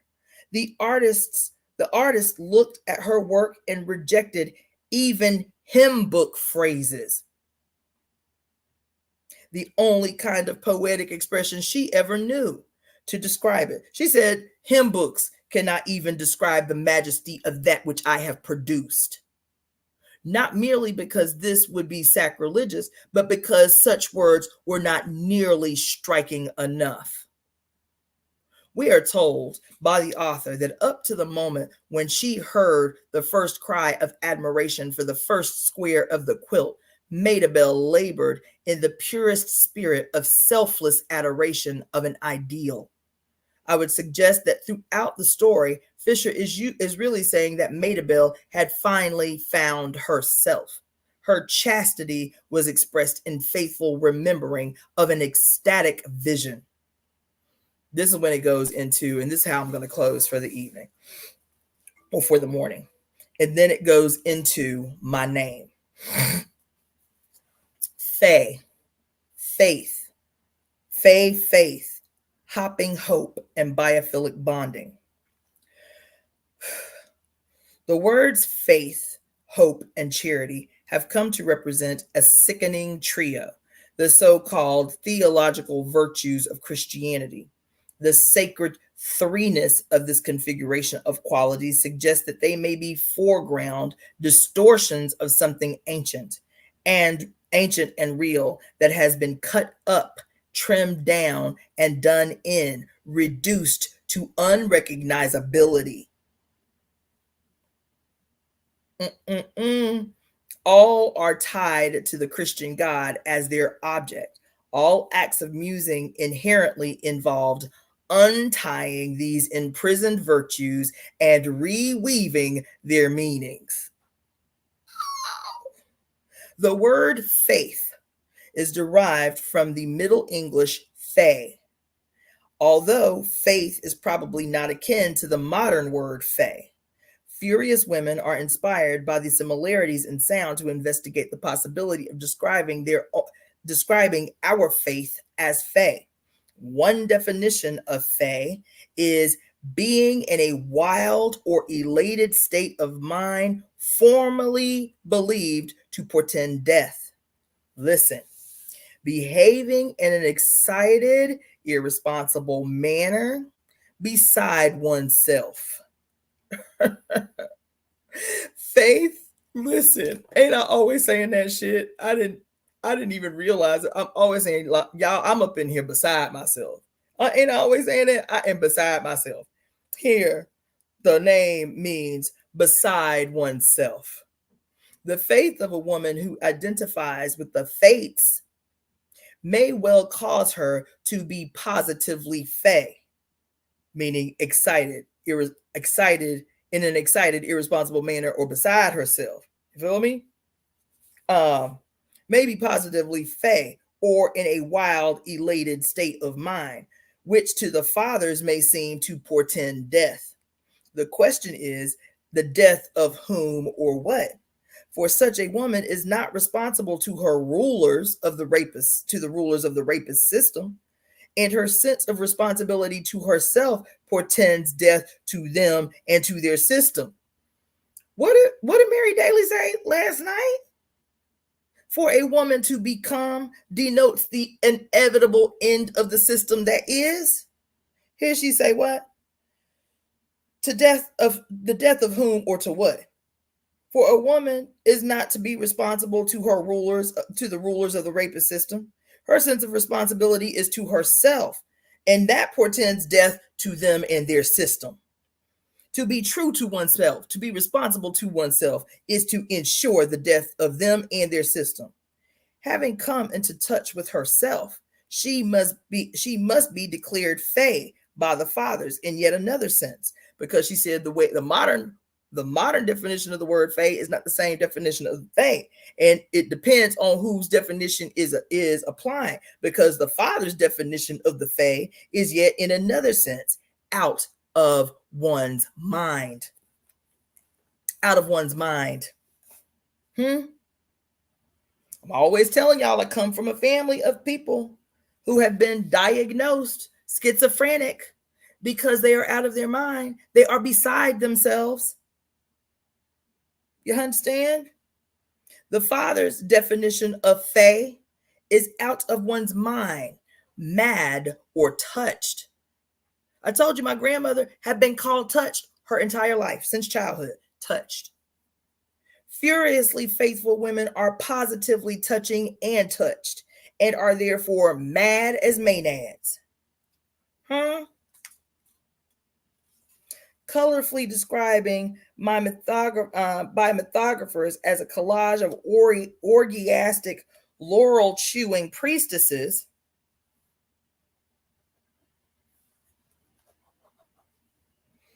Laurel leaves are what the Sibyls used to eat before going into divination. Right? Laurel-chewing priestesses, the Maenads, have been associated with oak trees, believing in their rights to defend their own space. They used their double axes when they deemed this reasonable and necessary. Right? Let's see. Faye has other dimensions as, let's see. Graves has written, as sacred king, he, Orpheus, was struck by thunderbolt, that is, killed by the double axe, killed by the labors. They say he was struck by thunderbolt, which meant he was killed with the labors, with the double-edged axe. You feel me?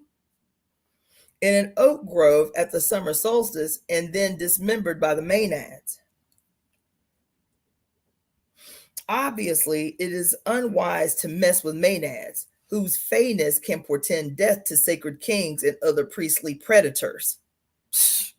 Faye has other dimensions as well. It means able to see fairies or to have intuitions about the future, possessing a sixth sense, clairvoyant.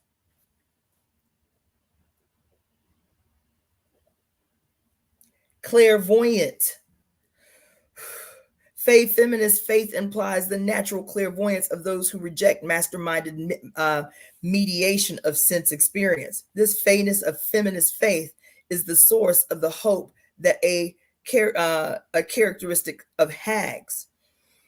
Some etymologists have suggested that the English word hope in its roots may be akin to the Old English hopian or hopian, which means to hop. A Fae woman, hag, can hope because she can hop, leap, and jump intuitively. To put it another way, her cognitive and affective rhythms are not tidy. Listen. Yo. To put it another way, her cognitive and affective rhythms are not tidy. They are tidal, responding to her elemental context. Oh my God. What was I talking about? Yes, goddess essence energy, timeline jumping and shifting. But what else? How I had been starting to feel guilty about not offering Eshu offerings every day or not making offerings to my ancestral shrine every day until I had this moment where I realized that these were just instruments to help sharpen what had been blunted in me through my Christian conditioning, to be able to recognize that the hearth is my altar, that my body is my altar, my uterus, my ovaries, my vagina, my cervix is the altar, and everything that happens within me is ritual. Everything that I participate in, even if it's something as seemingly mundane and simple as weaving together a quilt, becomes a sacred act if I am present in the moment, if I am in my temple, if I am present in my space. You feel me? She say, whoo. To put it another way, her cognitive and affective rhythms are not tidy. This is why I had to reject the ritualistic practice and performance of ritual. Okay, on this day, at this time, I have to sit in front of my shrine and say the prayer and do the chants, to do the ritual. That is still patriarchal tidiness of women's ritual. Chaos is in the magic. Magic is in chaos. Spirit resides in chaos, not conformity. She said that our rhythms are not tidy. They are tidal and responding to her elemental context. When you see the discovery of witches, this moment where this girl is learning how to take, recognize, and identify barely perceptible strands of the webs presented in each of the element and tie them together in a knot. Yes, there's a rhythm, but the rhythm is messy and chaotic. It's still a rhythm. The ocean, there's a rhythm, but the rhythm is chaotic. No two waves are the same. No two waves hit at the same time or crest at the same time. But there's a rhythm, a chaotic rhythm, right? The realism of faith and hope of a Fae woman is related to her finely tuned gynesthetic ability to sense what is happening around her. Her feelings, her intuitions, aspirations are events that happen in an acutely perceived context of other elemental events. For example, the acts of other Fae women. That is, they happen in context of biophilic bonding. Before turning to this subject, we shall pause to consider biophilic time, which is the when of Fae bonding and bonding. This has been my week. And I know it seemed like I was all over the place, but go back and rewatch it. Everything I talked about today is finally, chaotically woven together to culminate in this moment. Yes, it is. Yes, it is. Yes, it is. Yes, it is. She say the fate, the phase, and the fates, right, are the weavers of human destiny, the controllers of time, right? The holy whores or the holy harlots that literally gives us the word hours. The word hours comes from the practice of holy harlotry. The ancient practice of holy harlotry. Right? And then my name. And then the being able to weave time, to weave human destiny, my middle name, that comes from the names of the males in my family. Great great grandfather Faye, great grandfather Faye, grandfather Faye, uncle Faye, and then me being the firstborn female of the youngest son, given the middle name Faye as a nod to the tradition, the Fates, right? The Faye, right? That because of their intuitive power over time, the Fates, over time, the Fae, they are, the translation is also madness, being out of one's mind. Why is that important? Why is our name important? Why is my name important? Because Cassandra, my first name, she who illuminates mankind. That's what I said, right? The muses do what? Illuminate the mind with inspiration to great ideas. The Oya, the bing, when the two synapses come together and give you the spark of genius that you need to execute some shit from here and weaving it into the material world with your hands and shit. You feel me? Cassandra, she who illuminates mankind, she who excels over men. That's what my name means. She who excels over men, she who illuminates mankind, she who sees the future. Right? What was the other meaning of Cassandra? There is a story about how, because so we'd always only heard the story about Cassandra being gifted the gift of foresight by Apollo, who then got mad because she wouldn't give up no ass. You feel me? But another story of how Cassandra got her divinatory powers, right, was she was a sacred harlot in the temple of Apollo. No, Apollo, was it? Yeah. She was a sacred harlot, not Apollo. I forget which deity. But she was a sacred harlot. She was a sacred harlot in the temple. And one night when she fell asleep on the temple floor, two snakes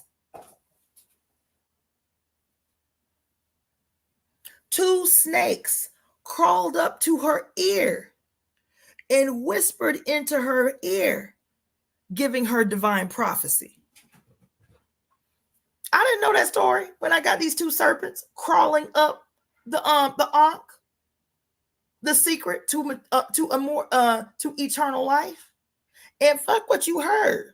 This is not the uterus, the ovaries, and the penis. That's not what gives eternal life. What gives eternal life is the uterus, the ovaries, and the birth canal. It is the woman that gives and ensures eternal life, and the sacred Kundalini coming up to enlighten her.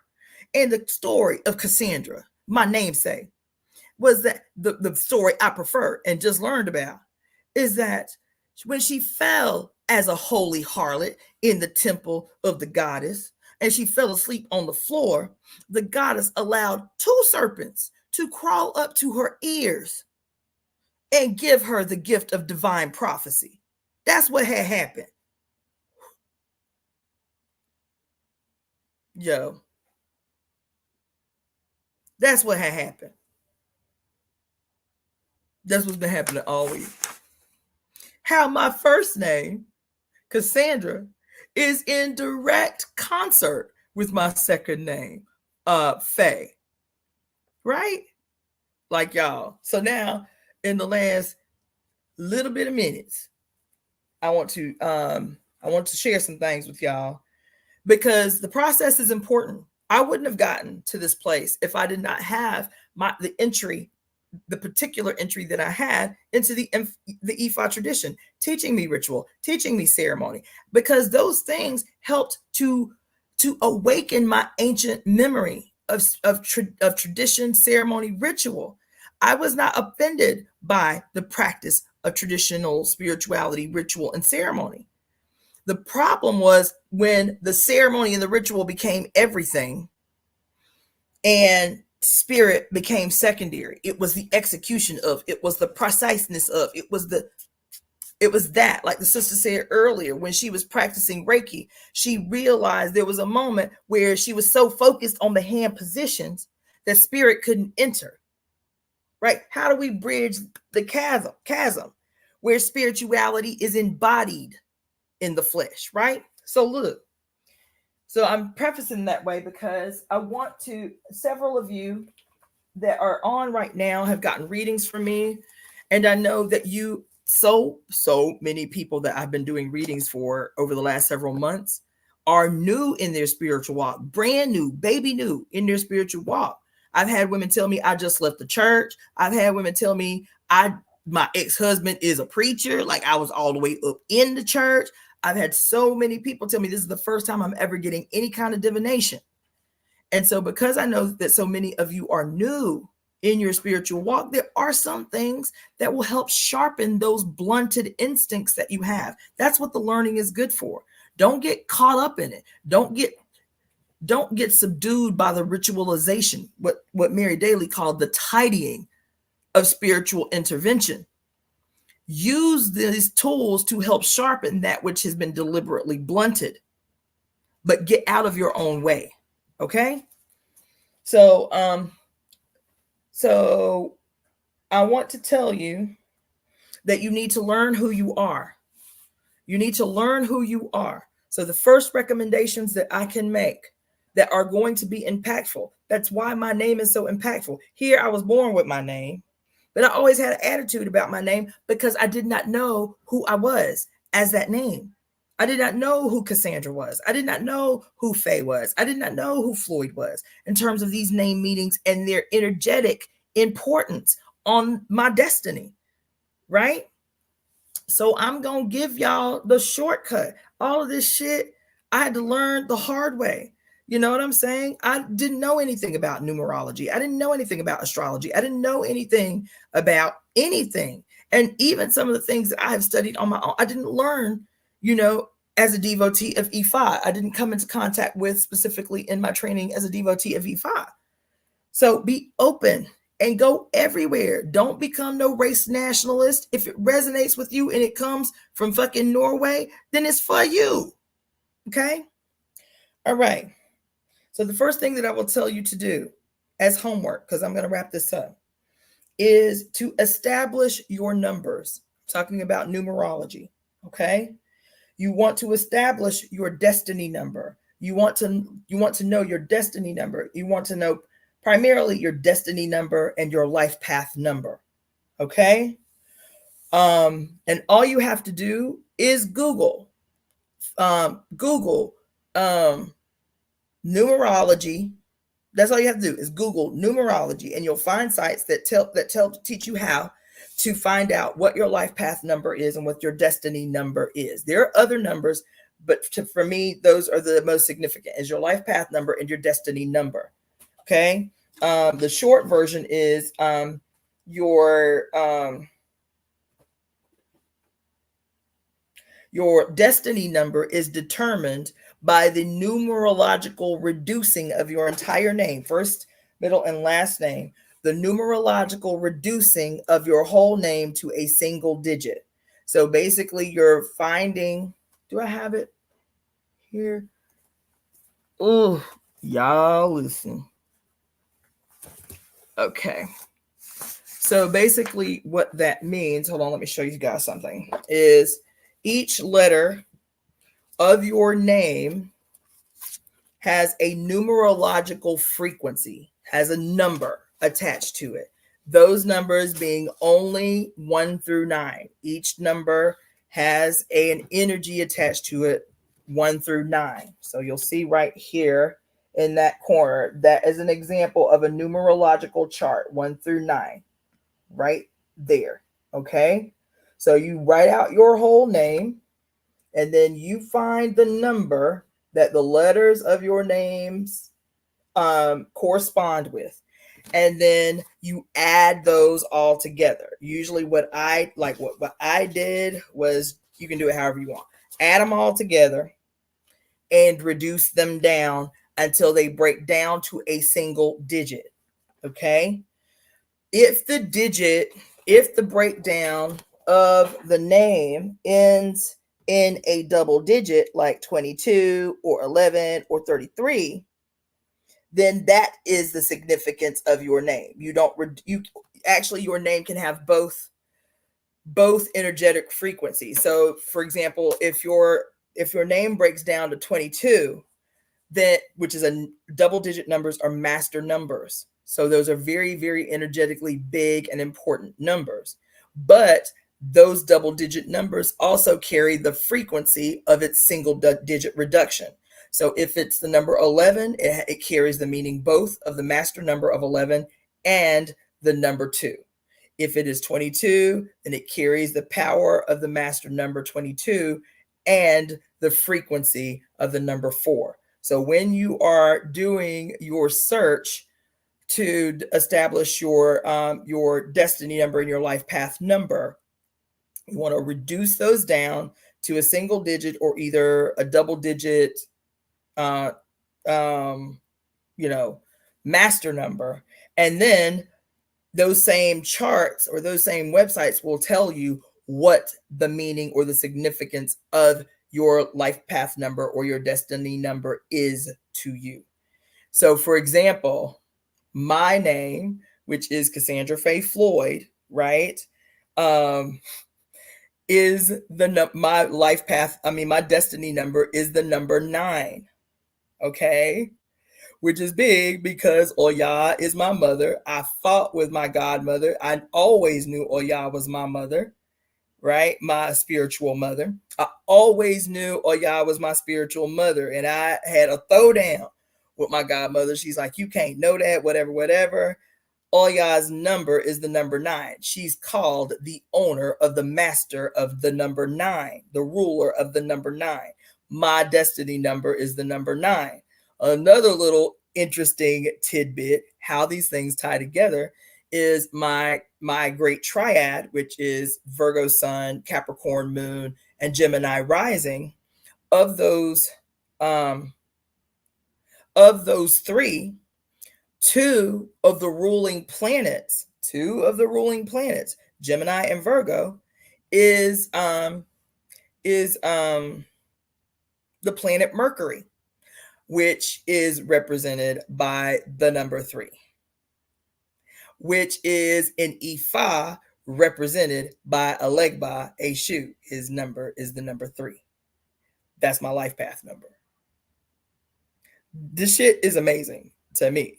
You feel me? So this, to learn yourself, to know yourself, to learn who you are, what your imprint on heaven was the day that you were born and how it contributes to your destiny, is to first learn who you are.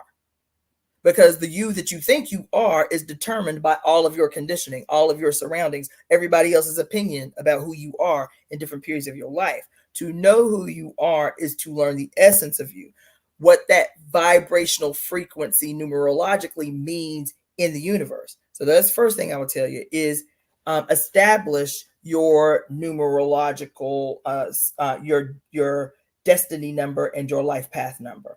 Take notes on it, journal it, learn it, right? And then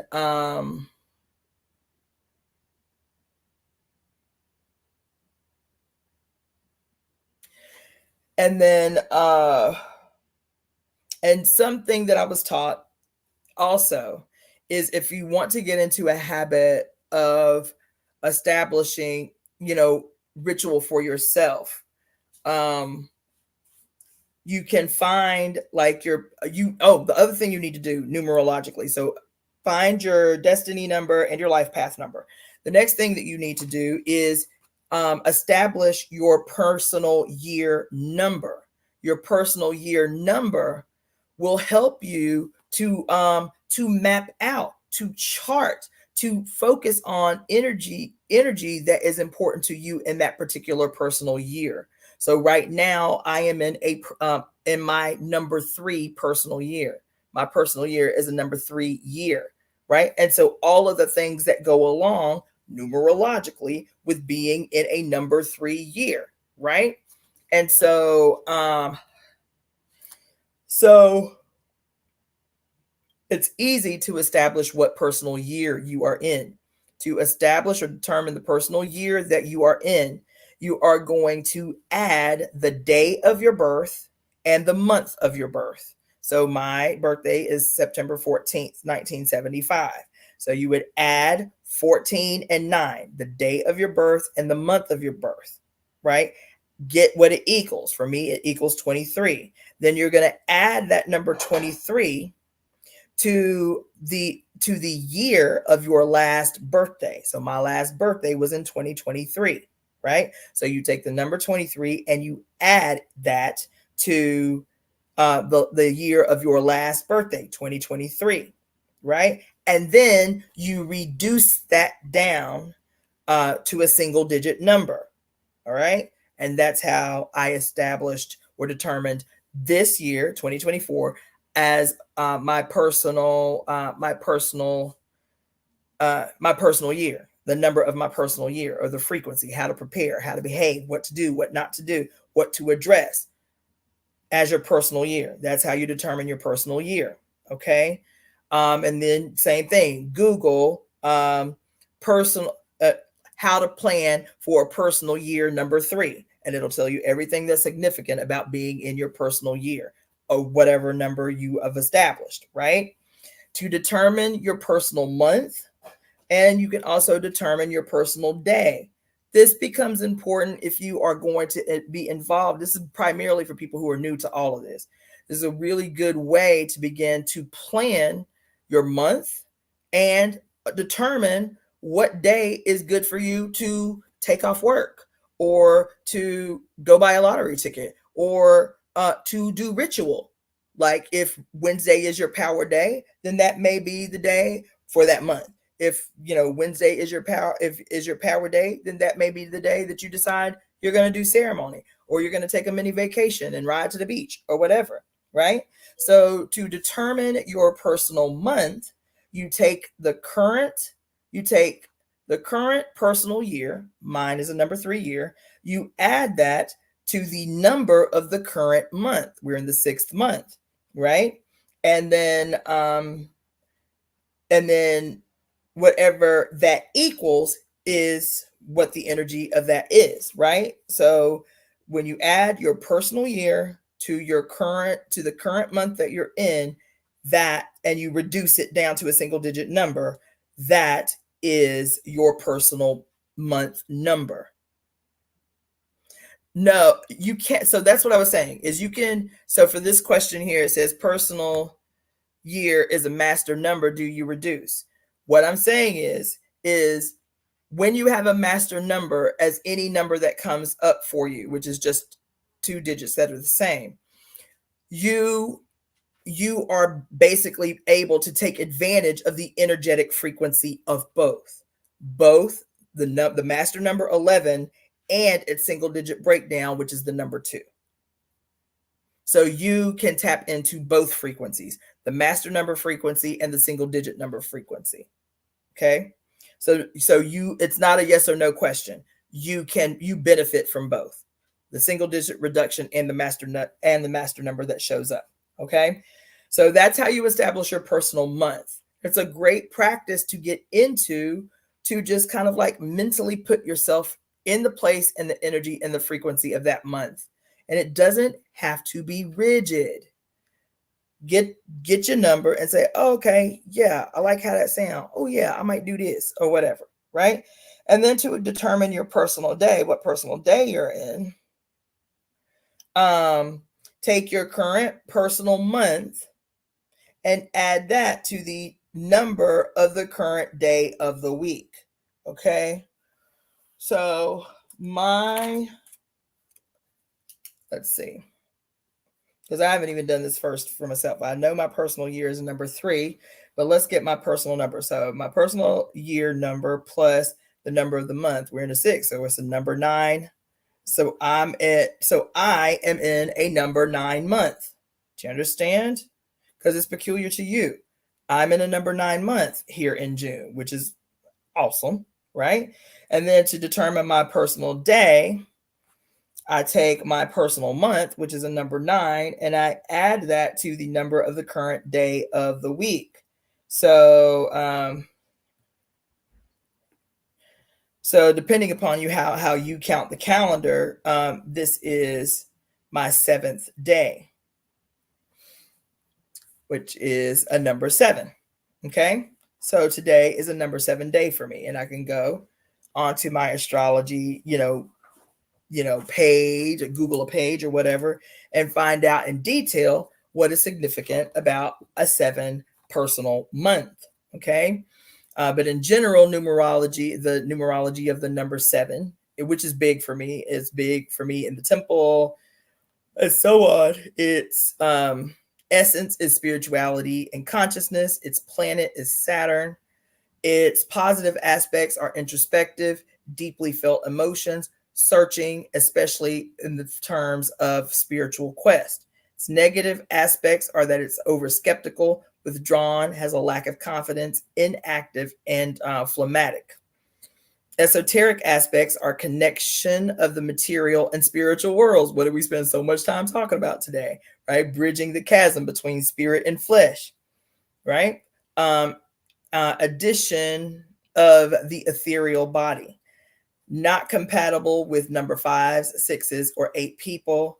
Lucky gemstone is blue sapphire. That's my birthstone, is blue sapphire.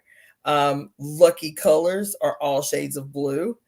And lucky days are the 7th day, the 16th day, or the 25th day. So I like this little chart. I don't remember where the hell I got it, but it's like your introductory. It's called Numerology Made Easy.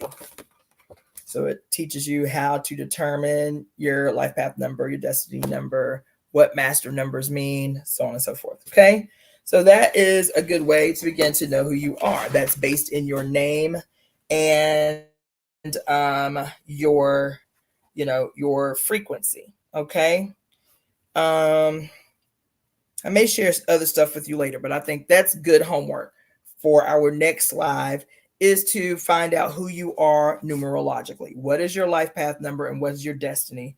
And then maybe we can talk about it, like what you learned about yourself. Maybe that's what I'll do. Maybe the next live that I'll do, which is on Monday, maybe the next live that I'll do is I'll just straight up open the lines and let you guys talk to me about what you learned about yourself in this journey of establishing or finding out what your life path number and your destiny numbers are. Okay. So hopefully this was helpful today. You got something from it. You were fed from it. I still have to, which I may do as short as I can tomorrow. Maybe. I ain't promising, but maybe I'll do another live tomorrow, because I did do a poll for the temple on the Kazemi last night. And so I want to share with you guys the results of the reading for the temple that I did last night on the Kazemi. I'll do another poll on the summer solstice, and on the summer solstice, I might do it like at midnight. That way I can get the energy both of the summer solstice, which is on the 20th, and the full moon in Capricorn, which is on the 21st. They're straddling each other. So I may wait till midnight next week to do a poll straddling the energy both of the solstice and the full moon. I'll keep y'all up on that, and I'll also let you know when we're going to do the workshop for our entry into the fire season. Thanks so much for your time and research. Thanks for sharing so much knowledge and vital information. Let me go back and read some of these comments in full before I go. Flo, I had to move that egotistical self out of the way so I can hear and feel. Yes. I got bored with the preciseness of ritual that that of ritual, not understanding that goddess worship and patriarchal ceremony were in conflict. Yes, Tajali, yes, right. Excuse me. Funny, Jay-Z and Tidal streaming service. Wonder where he got that idea from. I wonder too. We are fluid and we are unbound. Yes.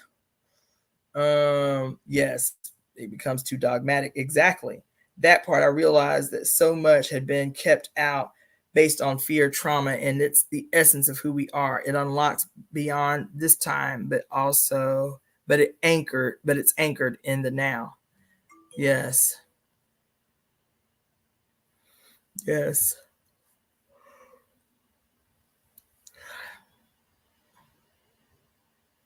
Yes. Trying to keep her safe, but at the same time, literally limiting her. We carry so much on our shoulders, and we have to pull strength from the earth to carry the loads. Yes. Oh, I'm so sorry about the yawning. Like I said, I got woken up brutally by my obnoxious neighbors. Let's see. That movie, Her Web, came out at the movie theaters too, by the way. Is it called Her Web? Is it about the superhero girl or something? Because I saw that. Yeah, I was thinking about doing a movie review on that because it was so. I'm so sorry. It was so deep. I mean, it was okay in terms of its execution, but the subtext was really deep. Especially, yes, LYM Chic, because it too talked about time travel in that movie. If we're talking about the same movie where the girl, is low key like a superhero because her mom went to the jungle and, and something about some spiders or whatever. But there's time travel in it. Again, the web. Yes, actually. Yes. Yes, all these comments, yes. Great. During my walk at the park, a tarantula and I crossed paths this week. I had such mixed feelings about seeing it, both horrified and in awe at the same time. Of course, I researched his meaning. Great. I love that. I love tarantulas. I haven't picked one up yet, but I went to when I was driving across country and got invited to stay on White Mountains Apache Reservation. That was one of the things that stood out, was like there's so little traffic on the road out there because it's a reservation that like 4 or 5 times the couple of weeks that I was out there, I'd be driving along the road and I'd see a freaking spider as big as my hand just prance across the road. Doop-de-doop-de-doop. Tarantulas everywhere. Boop-de-doop-de-doop. Just, I was like, oh my God, he's so cute. Right? So yes, that's awesome. I love that. Let's see.